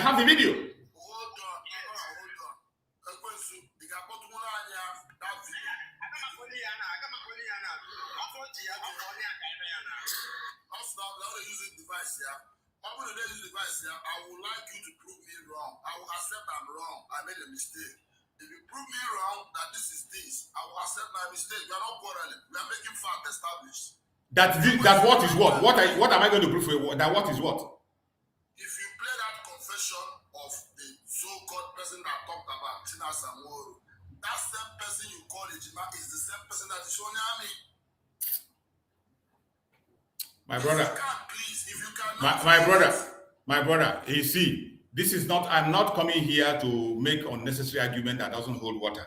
Many people are watching us as we are speaking. Many people are watching us on YouTube, on Facebook, on this. Let me tell you. Take your time, my brother. Take your time. Don't tell me to take my time. I have been in this broadcast. I've been in broadcast now for more than a decade. I have been here. Even before these people we are talking about came online, I was here. Okay, thank you. All these informations are in my table. They are here with me. Thank you. Accepted. Thank you. Posterity will judge. Maybe by this time tomorrow, Ekpa'S will have time, another person will look at it. If I'm wrong, I will accept it. Then I ask you specifically. That time sit-at-home was being enforced and a pregnant woman was killed. Was it done by the agitators or not? It was not done by agitators. Do you know what is called false flag? I know. What? I know. Have you heard about false flag before? Yes, I've heard about false flag operation before. Okay. Yes, I heard about it. So it was Nigerian government that had a false flag operation that killed that pregnant woman. They are doing, even I have a video evidence to that. Hold on. Yes. Yes. Yeah, it was. Yes. And Simon Ekpa came out to say that it was regrettable that the woman died. Oh. Hold on. Okay. Hold on. In an interview, Simon Ekpa was heard saying that it was regrettable occurrence that the woman died. But in agitation such like this, there will be victims. That is in his exact words. Okay? Then secondly. So does that now imply that it is Simon that said to them? You want Simon to come and say, I am happy that a pregnant woman died during the sit-at-home? No. Hold on. We know who operated that. The ones that were flogging the women, the children, were the agitators. Did they tell you that Simon said to them? No, I didn't say Simon. I asked you, were the agitators? I told you everything you see that was happening during the enforcement was false flag. All of them, from A to Z, they were all false flag. Hold on. Including the ones that were flogging the people Yes. in school. And the ones that went to shoot at the marketplaces. Yes. They were all false flag Yes. operation. Yes. And Simon that announced to sit at home came out to warn people that he told them to sit at home. Mm-hmm. After those incidences were done, none of them was denied by the perpetrator, the person that instigated that sit at home. He never denied any of those occurrences, and it was not his voice. Did you see any place where someone told you that his voice was enforcing sit at home? No. I said if you place an order that people should obey it, and some people did not obey it, and they became victims. Not for once did you come to condemn that these things were not done by your people. Rather, you come to warn people that you want them to sit at home. So in the place where he said that it's regrettable that the pregnant woman died, what do you call that? He was accepting responsibility. You see, that is one thing with you people. You know, you will always try to twist things. You will always try to quote somebody out of. Listen. You always try to twist things to favor your argument or whatever, and that is not why I am here. I'm sorry. The Simon Ekpa is Gentle working for Simon Ekpa. Do you know Gentle? Yes, I know Gentle. How do you know Gentle? How do you know Gentle? From his publications. That's how we know him. Yes. From his publication. Yes. Do you know him in person? No. How do you verify that the publications you are seeing are from Gentle? Because it's on video. Most of them are on live video. We know his voice. So because he had a video on voice, he becomes Gentle. Yes, and we've seen his video. In this generation, as educated as you are, you will sentence somebody because of an audio on a video. Hold on. Oh, if I see an AI video, I will know instantly. Instant. You will know an AI video. Okay, have you seen Simon Ekpa? Do you know Simon Ekpa in person? I know Simon Ekpa in person. One-on-one, you know him? I know him one-on-one. Okay, do you know Nnamdi Kanu in person one-on-one? I know Martin Nnamdi Kanu one-on-one in person, face to face. You met him and you shook his hand before? Absolutely. If you met Nnamdi Kanu and you shake your hand before, may your generation live forever and ever and prosper. You see? But if you have not met him, and you've not shaked his hand in person, may your generation die mysteriously one by one. You see? 12 months. You see? Thank you very much. Thank you. Accepted you met him in person. Okay. I don't know them in person. Okay, that is more reason why we cannot continue the conversation, because you don't know the people we are talking about. We can't continue. No, that is more reason why. That is more reason why whenever you are talking, you don't come and engage somebody like me or you begin to speak against them where I am. You first of all, go and know them. You go and do that homework. Go and find out who they are. Go and know them before you know, because from all you are saying, you don't even know what you are representing or what you are talking about from all indication. So I don't think we can continue to have this conversation. That's why you met them to one-on-one, you.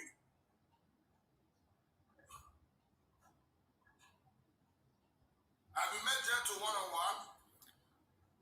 I think we are done. We are done. I don't want to entertain that your question anymore. So because I see you don't want to learn. Neither are you here for a proper discussion. You always run away from the truth. You don't have any defense. You run away from the truth. But God bless you, and may God reward you of everything you're sowing, every seed you're sowing. May you receive the 100-fold. He said, that is my prayer for you. He said, and you too, whatever you are sowing and you are pushing, may God reward you in 1,000-fold. Thank you. Okay, come join our video. About your election now, 2027. Okay, you stand about it. I got to vote to Biafra and to vote. The decision is on you. It is you to decide. I'm not going to decide for you. As you are there, so it's your right to decide what you want. Whatever you decide to do, you just go ahead and do it.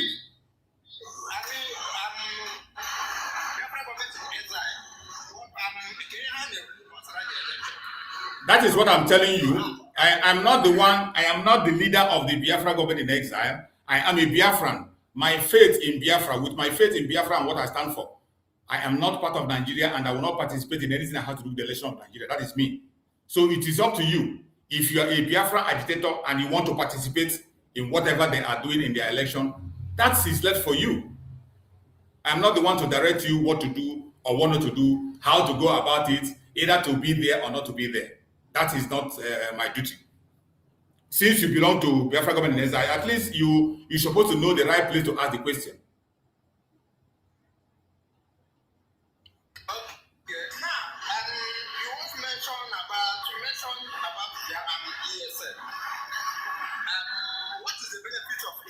In Igbo land, what are their benefits? What have we benefited from them as in Igbo land? What do you know about ESN? I know them as a terrorist group. Okay.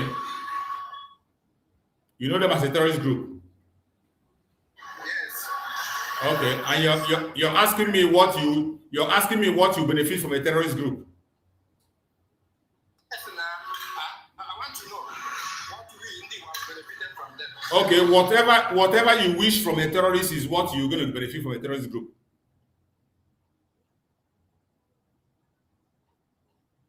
Okay. Now, I asked you a question earlier. How do you want to get BIAFRA? And you said what you said. Do you know that there's no referendum in Nigeria Constitution?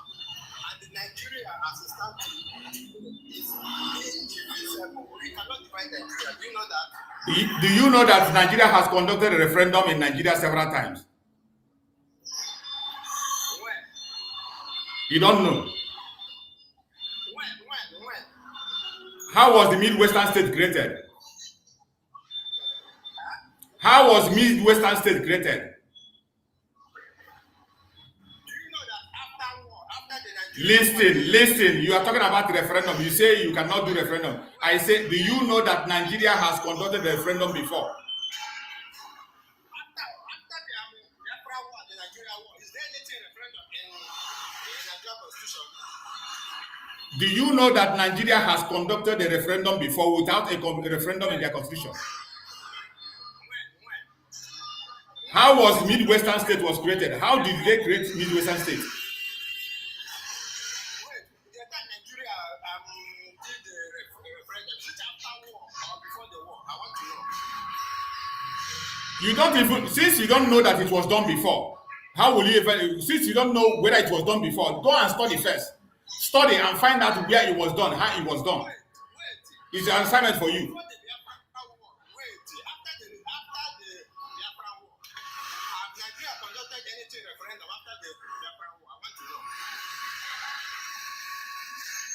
You should go and do the homework yourself. What I told you that Nigeria has done a referendum without a referendum in their constitution. So does it matter whether it was done after or before? Does it matter? Why? Why does it matter? Why does it matter?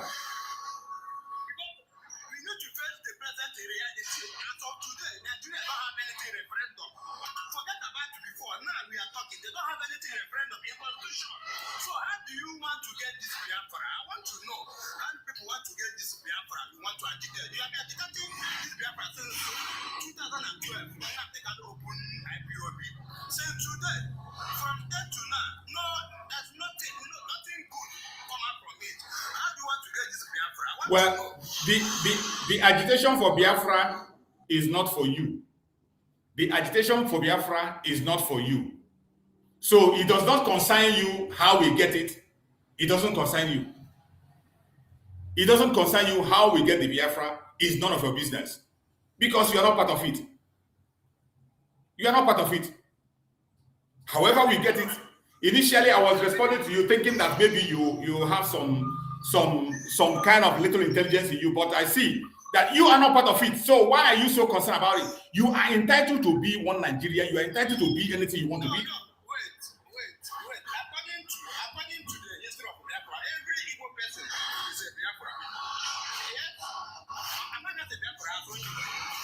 You can choose, let me tell you, you can choose not to be a Biafran.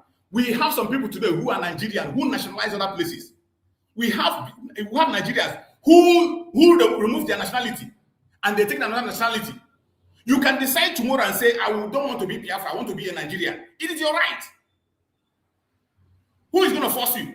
As you are there breaking your head unnecessarily, you don't want to be part of it. Nobody's going to force you. There are people today in Nigeria who nationalize as US citizens and they tear their passport. They don't want to be part of Nigeria. There are some in the UK. There are some in neighboring countries who want to nationalize. So nobody's going to force you. Why are you doing as if it's a force? Wait now. I don't need to be a Biafra or be involved in what you are doing before you can educate me how you want to achieve this Biafra. Can you tell us now? We have 11 people watching you. Can you tell us how you people want to achieve this Biafra? We want to know. Tell us the process to divide Nigeria. I will not tell you because you don't belong there. It's none of your business. I will not tell you. Those who are involved in getting it know what to do.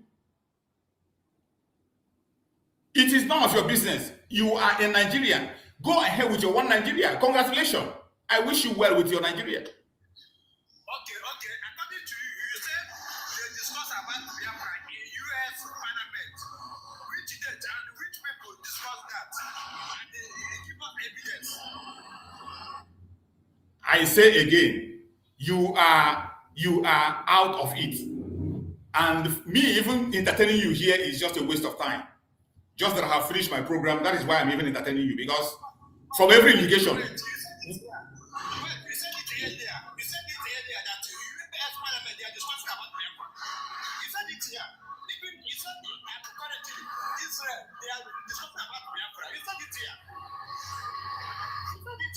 Show up the evidence where is a legal match they are discussing about Biafra.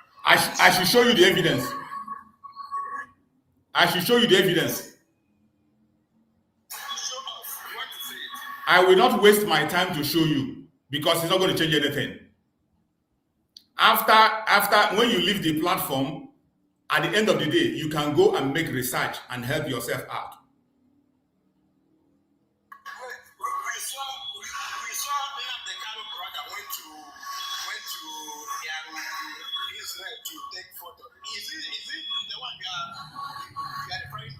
Oh, you saw Mazen Nandekano, brother. This guy is a very funny guy. This guy, you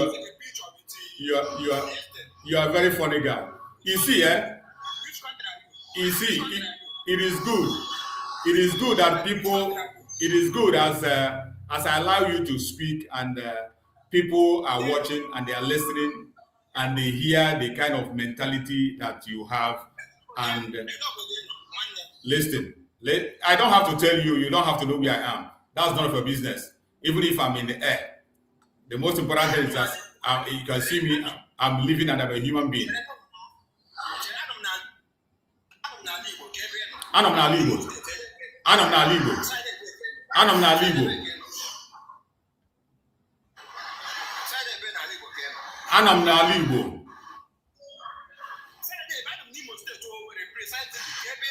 Anam no were. Anam na were. Anam na majeke were.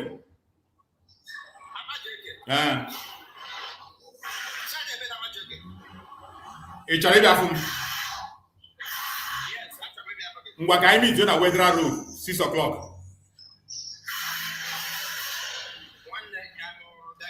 Ka anyị meet na Wedra na 6 o'clock. Eli ihe kwan.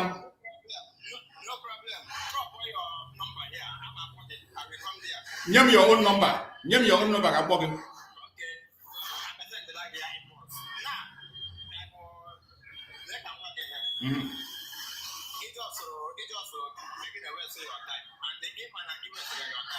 Okay.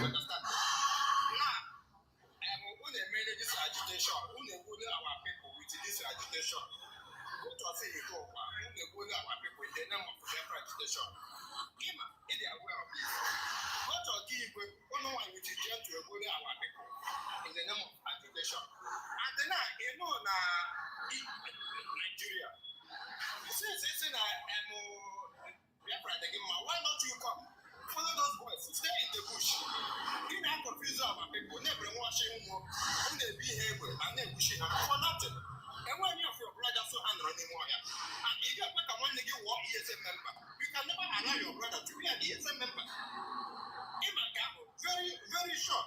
In my car, now you got one nigga, put nugget, put up with any more here. In my car, you know, give the reporter a bill, not that border. Let you go home and doors up. Ọgwọga nnata na-enweghị iwe. You don't know me. Ị mara onye mbụ. Ị mara onye mbụ.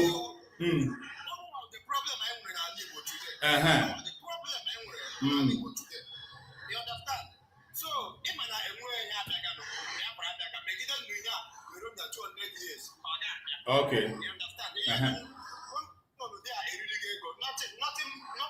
Okay. Enwere ihe ọzọ ya ekwu?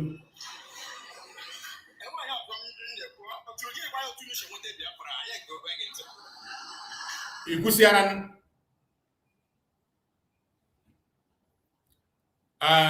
somebody just joined now. Can you go ahead and speak? Go ahead. Yes, when in Ndalụ. Like in the Ekpa'S song, then or now, can I go? Ihe metụta m ji gbakọta ka ịkọwa tupu ụmụ maka ọ jụrụ gị data ajụjụ sị kedụ otu a ga-esi nweta Biafra n'ụwa. So ajụjụ ahụ ga-adịkwanụ mma ka ọ bụrụ maka anọ n'ikuku ọ bụrụ na somebody na-eme something sometime ọ marakwanụ ihe ọ nọ n'ime ya ajụjụ ọsịsa ọ ga na-enye ndị jụrụ ya ajụjụ ife a na-emepe ihe midia n'ụwa gị marakwana ihe nọ n'ime ya. Ihe m ji na-achọ ka mmụọ anyị aka n'ajụjụ ahụ gị nwa ebe isi nọ n'ime ihe nwere onwe anụma and ọkwa n'ihe mụnwa nọ n'ime ya bifo abụ m former coordinator IPOB. Yes. Then ebe n'ihe referendum a nọ na-ajụ na people listening ma ndị ka nọkwa n'ime IPOB mụnwa for now I stepped aside for a reason. Yes. Now mbịakwanụ at the point of the ajụjụ ahụ ọ jụrụ mmadụ na-aghọta asị gị na nwere enwe na-agaghị na na-eme ya eme a na-eme ya eme but how ọ ya bụ ihe ịnwa na-achọ ka ghọta ka ọ ghara ị na-abụ awa people ma ndị nọcha n'ime ọhịa level anyị nọzi today ọkakwa mma na anyị na-edestroy isi ala nna anyị ọkakwa mma na anyị kwụsịrị because n'ihe anyị na-amaghị otu esi eme ya anyị na-akaghị ya akaditin na wrong way na-egburezi ndụ na-edestroy our fatherland. Ọ ya bụzi the differences the whole thing. Now ịkọwa ịba the thing n'ime otu mmanụ onwe yes for example mgbe mụnwa nọ n'ime the thing o nwere mgbe anyị nwụcha meeting ihe a mbụghara 2016 administration ndị ma Clifford Iranya nke ụha tenants a lot of old people nọchanụ n'ime IPOB that time. Then amụwa nọ physically ọ bụrụ na agwara anọ m in position that time as the coordinator there na onwe meeting a series of meeting and then Nnamdi Kanu nọ from DSS o ji phone ya ọnọdụ meeting a na-enye ya the ideology because anya ga-adjust nọ na-asị free Nnamdi Kanu every day anya ga-efocus na Biafra anyị nweta right so I na-emekwa another meeting after free Nnamdi I na-emekwa another meeting. Now the problem is this Nnamdi Kanu ịnọkwa mgbe anyị na-atụkere ya azụ say lee meeting anyị mere ihe anyị na-efili anyị chọrọ ime involve ideology from politically because without the politically ahụ anyị enweghị ike we can't tamper because enyo bad touch na the constitution of Nigeria obodo anyị chikewapụ anyị enyo na si ihe anyị ga-eme ịhụ na anyị tinyere referendum na constitution of this Nigeria ebe bụ from there anyị ebido mana ihe anyị mewa apply solicit for the referendum. If not ọ ga-edekwa anyị ịbụ ndị nzuzu amaghị ihe ha chọrọ now ihe anyị mere we invited our brother na Tony Nnadi a barrister about the Nigerian constitution well we go round table and kọwakwara Nnamdi Kanu this thing na meeting not their way. Okay, Ibu ya nke na Tony Nnadi akọwara everything that Nanga Arewa elders, Oduduwa elders, elders of the southeast. If they are round table, our politicians I get table or this thing. The Senate supposed to present the amendment. Our people are here to hear host. Then these are those the people I na butcher intellectuals, right? Our elders are in a threat in Chad. Abana already are in a threat in Chad. And can you write the Gasiko again, return to these people to invite them? But nevertheless, I come ahead. But if we do things right, we can apologize to them and call them back to round table. Maybe. Yes. But then we are under peaceful agitation. Yes, things moving fine. Yeah. Now, if I pause and say, okay, Nnamdi Kanu later. Nnamdi Kanu from that meeting, say later. Say I'm pause or not a good idea. Say I'm pause or may I put that. They finish getting we had a bad condition here. Good. 2017. Thank God. Bad condition. That April of 2017. 19th. Before fine go out another thing again. na ego Biafra account self agbaliela millions. Right, she watching Mezie that control. Right, she watching Mezie Mechapuru join on Nandikano na DSS.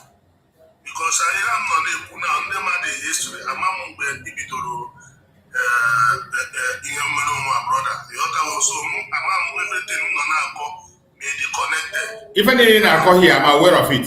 Go ahead. Okay, now, right, there's a guy in Amali, and I on our own group, we have a family in Nandikano. Emmanuel, man, Nandikano. They go up, a meeting, my Clifford, all of them, Hannah, Gia, how far? Once they come, I'm Papa Jaman, and your way banner, one I want China hospital, different places, and nobody cares. Even there. So, at the end, I'm gonna go now, but I'm never going to wire the ego. And if a lot of things on board, pending. Clifford, I say, in a week or two, they are computer.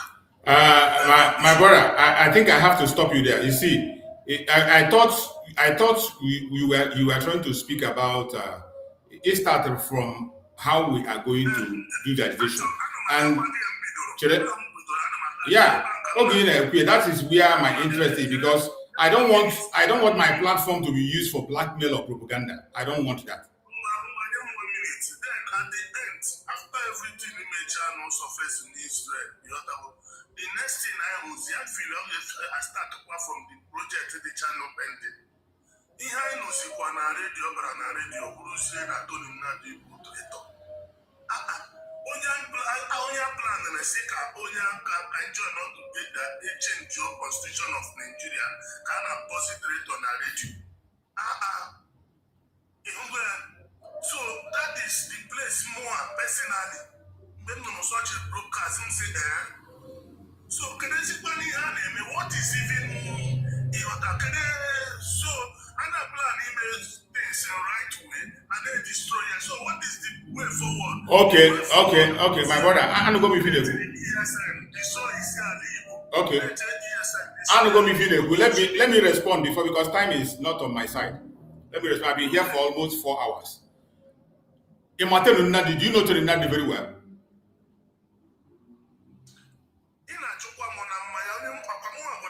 Kede bono kita, kede bono na. Kede ko na me.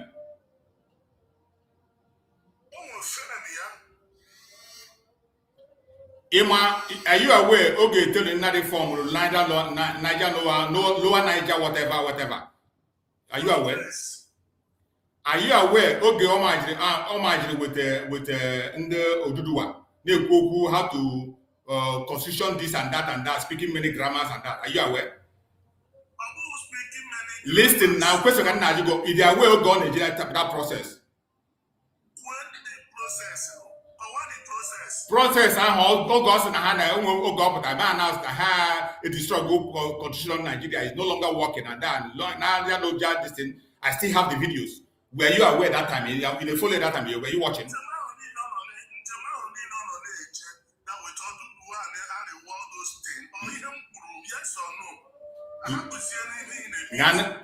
Now, I think we are discussing. We are not arguing. If I actually will check it out because people are listening. Because I want to take it from that angle, because from everything you are saying now, you are trying to blame us and I'm trying to respond. Right? I'm trying to respond. Even now, people are watching. More than when they go and they respond. People will still listen to me. At the end of the day, they make up their mind where the truth is and where truth is not. So, in Roku, no may consult Tony Nadi. No, but I with him also a fight to bring down constitution and all that. That same thing on the Koje could continue. Nobody stopped him. He was working with he continued on that project. He was working to do at a stage. My announcement said the constitution is no longer working. That they have destroyed it. The Emego Constitutional Major, this one and that one, it is gone. And here are we today. Look at the reality today. In a reality. The reality between you and I today. Did Tony Nadi do anything? He didn't. So, secondly, let's now go to the issue of that very referendum you're talking about. Referendum is what Mazen Nandekan has been calling for. The same thing is every one of us have called. Even Mazi Simon Ekpa, he went extra mile to conduct a self-referendum so that self-referendum can push them to do it. And when people come and tell you that because there is no referendum in the constitution, that referendum cannot be conducted, that is a lie. You can conduct a referendum even without a referendum in the constitution. You can't conduct it. Because Nigeria...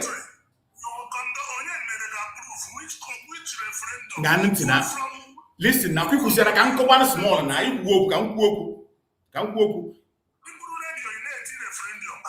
Listen now, because you yourself, you are in support of referendum. I am in support of referendum. Mazen is in support of referendum. But you would not line referendum can be activated even without referendum being the constitution. That one is a fact, established fact.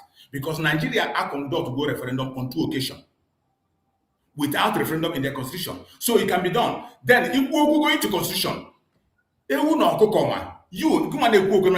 an intelligent person, I know. Listen, now. I have here. I believe you're an intelligent person. In a working with the governors or working with the politicians to put referendum in the constitution. Here.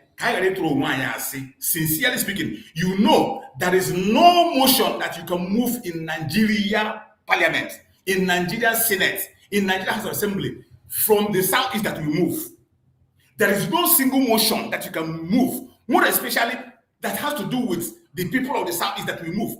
Even common, not remove the name Biafra, anything in there to favor the southeast, you raise the motion in the House, in the Senate, it can never stand because we don't have the number. No. The number can be the reason why Tony Nadichi compared to to get more numbers. That is the reason. Now, you see, Tony Nadi, you don't suppose to mention Tony Nadi. Tony Nadi is not in the struggle. Tony Nadi is not fighting for Biafra. He's fighting for a better Nigeria for himself. Me, I am fighting for Biafra. I don't know what you yourself are fighting for. That if now where we disagree, there is no problem. Your opinion is okay. Your opinion to you, your opinion is okay.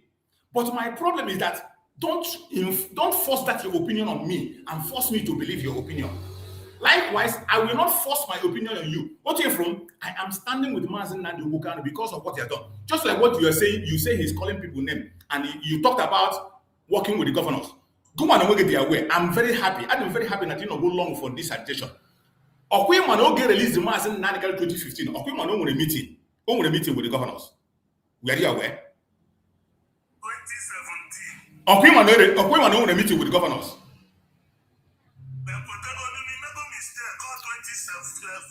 Okay, 2017. 2017. Okwe man a meeting with the governors.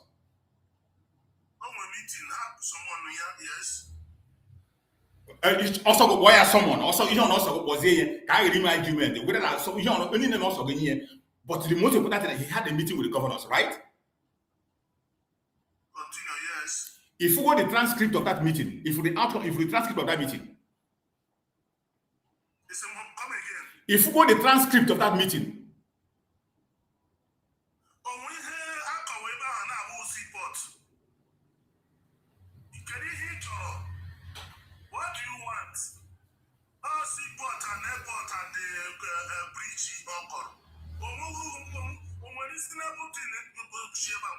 Okay. You see, my brother, if a discussion they I hear most of the time, all that.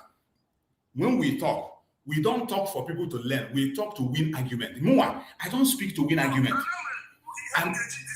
I am speaking late. I'm speaking for us to learn. You see, if Rokene go with that, he say, can if will see part, can if will airport, that it doesn't make. Look at how you belittled it. But you and I know that. You and I, listen now. Listen now.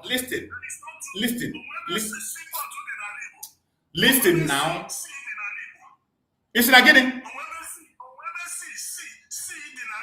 Hey. Knowledge before. But from this is you are saying now, you are embarrassing me. You never be embarrassed. To say that they will never see. Do you know listen, do you know that the deepest part of the sea on Alibo? Do you know that even seaport you have in Lagos State, even in Lagos State, they dredge, but we have a portion of Alibo where you can build a seaport without dredging.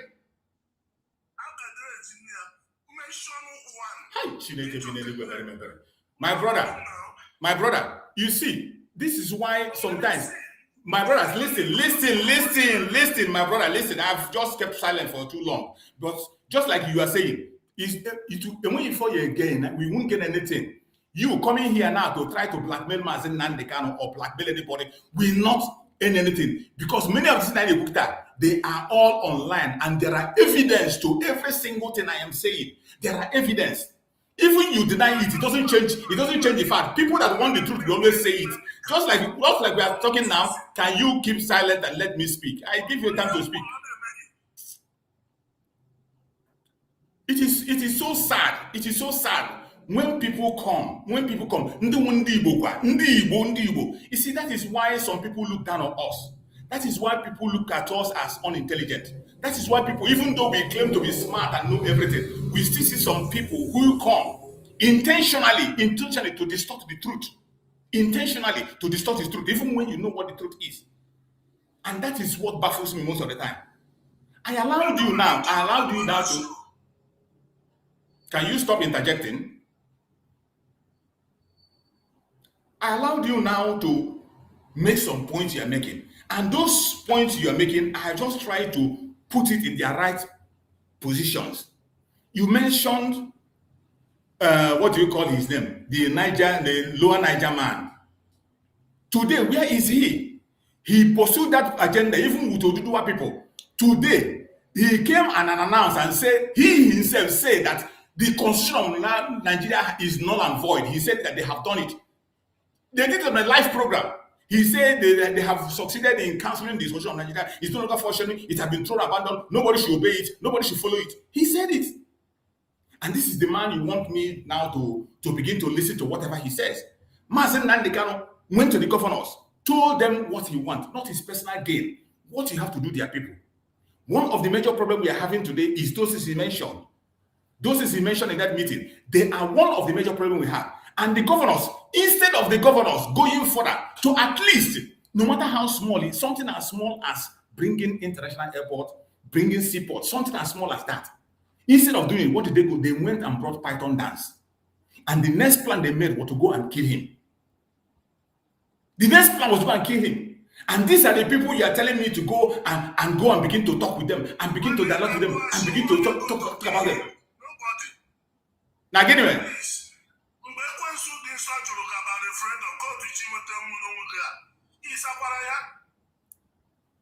My brother, listen, if Meji has here because he didn't come to learn, he came to argue, just like you. If you don't have an argument now, I will leave you. I can't force you to believe what I'm telling you.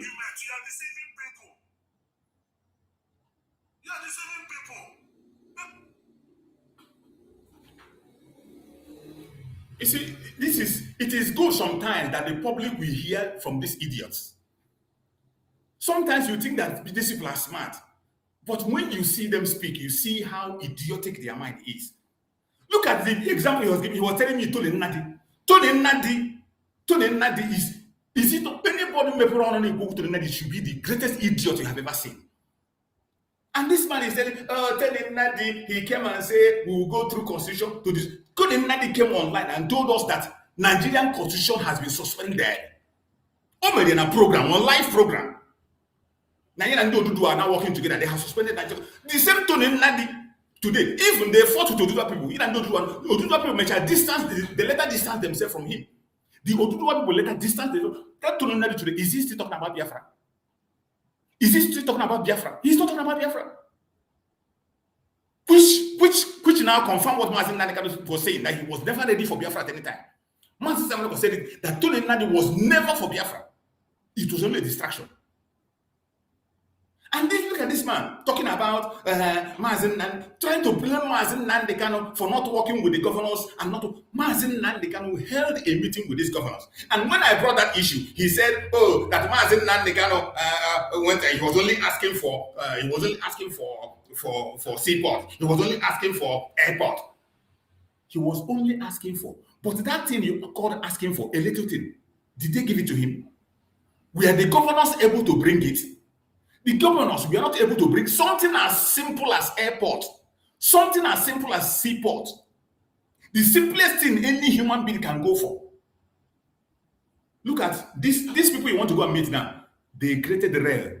They built the railway. The railway they built today, recently, during the time of the tenure of Muhammad Buhari, that railway passed through the north, passed through the southwest, and they did not get to southeast. They went to Niger. The railway was conducted through Niger from the wealth in our land, but it did not come to southeast. There was a time they borrowed money from China. They shared that money. They gave student loan. There was the money they shared. They did not include the southeast. The people in the house have to begin to complain and protest, and yet they didn't include. They told them in the next one they will include them. Now they are building coastal roadway. Coastal road, they say they're building. That coastal road did not go to southeast. They want that money. And you have senators, you have politicians who are there, and they did nothing. These are the people that this my brother come here to tell me why is Mazin not the kind of work with he's abusing them, he's insulting them. It is so sad and shameful when I see some people like this come online and speak. This is why people come and see us as uneducated people. Look at him. He was even saying that where is the sea in Biafra land and where they're going to build sea. He was telling me, asking me, where is the sea? Biafra land has the deepest part of the ocean is in Biafra land. The very first sea, the very first seaport that was supposed to build in Nigeria is in Biafra land. The very first seaport that was supposed to build in Nigeria was supposed to be built in Biafra land. After, even during the time of British, we have the deepest part of the ocean. You don't need to dredge to build it. But they took it away and put it in Lagos. Today, they even went and built a dry port in Kaduna. Nigeria built a dry port in Kaduna. Kaduna don't have any seaport. Kaduna don't have even river. But they are building dry port in Kaduna. But in the southeast, that have the deepest part of the ocean, the closest access to the ocean, they did not give them. And you have politicians, you have representatives, and someone is coming here. These are the kind of people that went to Finland to begin to accuse Mazi Simon Ekpa of insecurity. Look at what was mentioning. When I asked him, do you know what is called false flag? He said he knows what is called false flag. What was happening in Nigeria? I explained the false flag. And yet he continued to blame Mazi. And now, when Simon Ekpa came now and made a book and said that he regrets the fact that even in that seat at home, that these people took the life of a pregnant woman. And now they interpret it now against someone that someone was taking responsibility. Are you expecting someone to come and rejoice and say, "Oh, a pregnant woman was killed in that very sit at home. So because she did not sit at home, we are happy." This is how they blackmail Mazi Simon Ekpa. They go around blackmailing Mazi. They will be the one to conduct all these activities. In one of the cases, one of the unknown gunmen, the ID card of DSS was seen in his pocket. The ID card of a DSS member who was part of the first flag was seen. The ID card was seen in the pocket. When they killed the brother of Aki Opopo during the time of Sitato, a policeman was seen among very close to the motor among those people who shot the guy. A policeman in uniform was there. He's telling you about people they flog. They will get and wear red. They wear one thing and they come and tell you, oh, Biafra. All these things were false flag. And false flag in Nigeria is not new. We saw Nigeria conduct that false flag during the NSAS. During the time of NSAS, we saw Nigeria. The videos are still online. You will see where Nigeria DSS used Land Cruiser to drop people who came to attack innocent protesters. You saw DSS, they were coming, they used their Land Cruiser to bring their jeep to bring people who were attacking innocent people. We saw it. The video is still online. Go to Facebook, you will see it. It's still there. In Lagos State, you saw government bus. Government bus was used to bring hoodlums to attack people who were protesting in NSAS. Even in the recent end bad governance that they did, they still created a false flag to attack people. Why is it difficult for people to understand? And the most painful thing is that the person that is talking, these people you are hearing here arguing with me, are Igbos. Igbos. Igbos. May God have mercy. May God have mercy on every of them. And whatever you sow, you will reap. Whatever you sow, you are going to reap it to the highest level. Whatever you sow. It is good, you know. Once in a while, I allow them. You see, I allow them, I give them all the time to express themselves for people to hear. Even people who are not Biafrans to listen and hear from them and see their argument. You see how he entered. Try to blame Mazen Nandekan. Even when he has no point, claiming you've been there for donkey days. Every people he mentioned, I know them. I know what transpired. It's not as if I started broadcasting yesterday, that when you come and present all these things, I will hold my hand and begin to watch it. I just asked him about the lower Niger, that lower Niger, that the man he's calling, the one he said is guiding, the lower Niger that guy from, where is it? Where is that lower Niger? When Mazi Simon did a live broadcast and decimated that idiot with that rubbish Tony Nadi was doing, Mazi Simon did a broadcast and disgraced him and threw him to trash where he belonged. Even when he went and joined the Oduduwa people still left that Tony Nadi. The Oduduwa people removed themselves from Tony Nadi and said they don't want to have anything to do with him. He came and announced and said, we have now suspended the Nigerian constitution, speaking different useless grammar that doesn't have meaning. These are the people they are using to come and talk. You want to bring Mazen Nanekan to their level to talk. You want to come. It is so sad. It's so sad that these people, God will never forgive them. God will never forgive them. More especially an Igbo man. Any Igbo man standing against Mazen Nandekano, blackmailing Mazen Simon, Chukwu Okike Abiyama will never forgive you. It doesn't matter, no matter what happens, Chukwu Okike Abiyama will never forgive you. Any one of you blaming Mazen Nandekano, attacking Mazen Nandekano, Chukwu Okike Abiyama will never, ever forgive you in this life and the life to come. I never knew I was going to push this program. I've been here for more than 4 hours. And sometimes it's good. Sometimes, when we are talking without allowing these idiots to talk, you wouldn't understand what is happening. You would think they have a point. That is why sometimes you allow them to voice their stupidity and ignorance so that other Biafrans will see. They were asking questions. I allowed them to ask all their questions and I was giving them answer. Some of them will come and pretend, they are members of. You see the one that was pretending to be a member of. He says he's in all the Biafra agitation, and I was answering him his questions. May God have mercy on these people, my fellow Biafrans. Please, we are going to come back again in the evening for more update on Mazi Simon Ekpa. Remember, Mazi Simon Ekpa has started his defense today. You see, the people that Mazi Simon is defending in that court today is a bunch of these idiots. Some of these idiots that came online, they are the people that Mazi Simon Ekpa is still defending.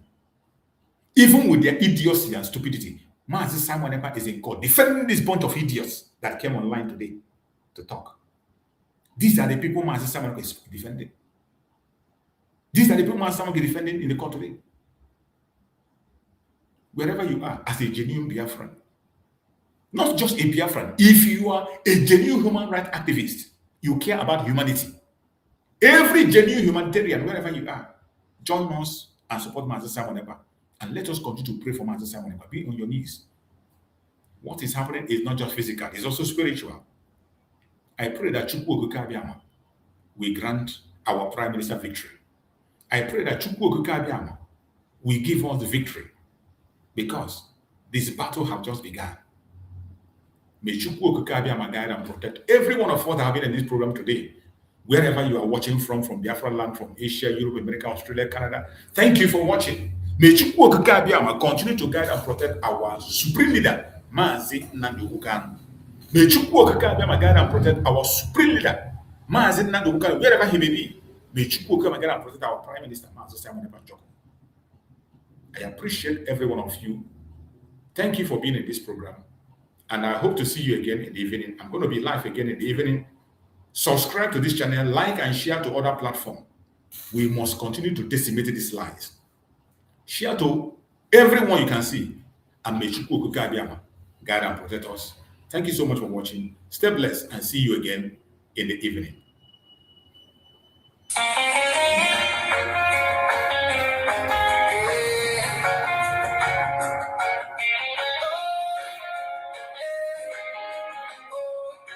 Biafra spirit never dies.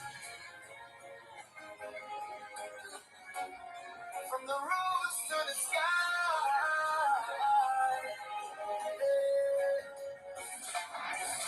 In the silence of the night, we still call your name.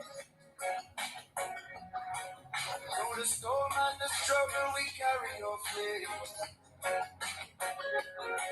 Though the walls may be high and the chains may be strong, your voice echoes louder every freedom song. Look, we remember your courage, we remember your stand. For the people, for the future, for the promised land.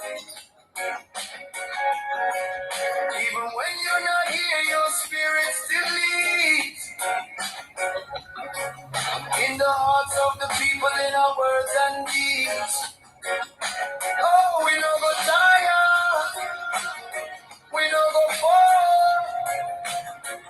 Through the fire, we stand tall. We know he will be free. Oh yeah, in our hearts, in our dreams, we believe. Simon Ekpa'S, we call your name. Born for the struggle, born for the flame. We know he will be free. One day, through the night, we go see better day. We miss your voice, your guiding light. But your spirit keeps the fire burning bright. From the streets to the villages, the message go round.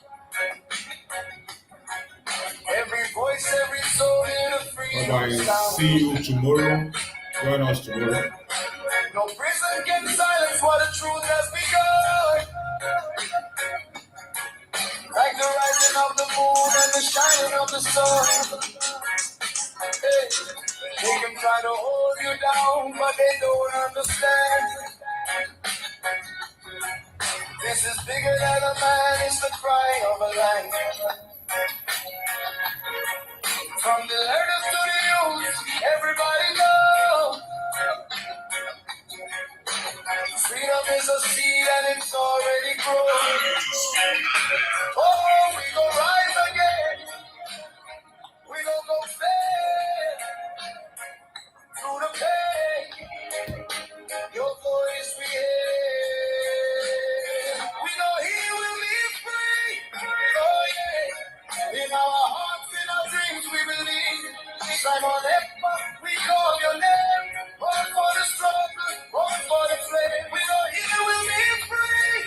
One day, through the night, we go see better day. We miss your voice, your guiding light.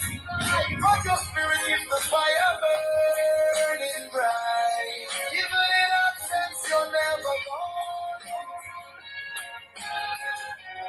In every prayer, in every song. Your strength lives on, your fire remains. Breaking the silence, breaking the day. Sunshine, time, freedom, freedom, we cry. Freedom, freedom, we rise.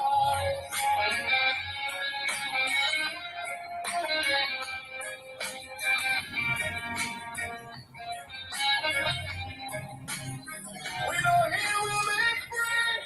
Oh yeah. In our hearts, in our dreams, we believe. Simon Ekpa'S, we call your name. Born for the struggle, born for the flame. We know he will be free. One day, through the night, we gonna see better days. We miss your presence. Hear the light. And together we go win this fight.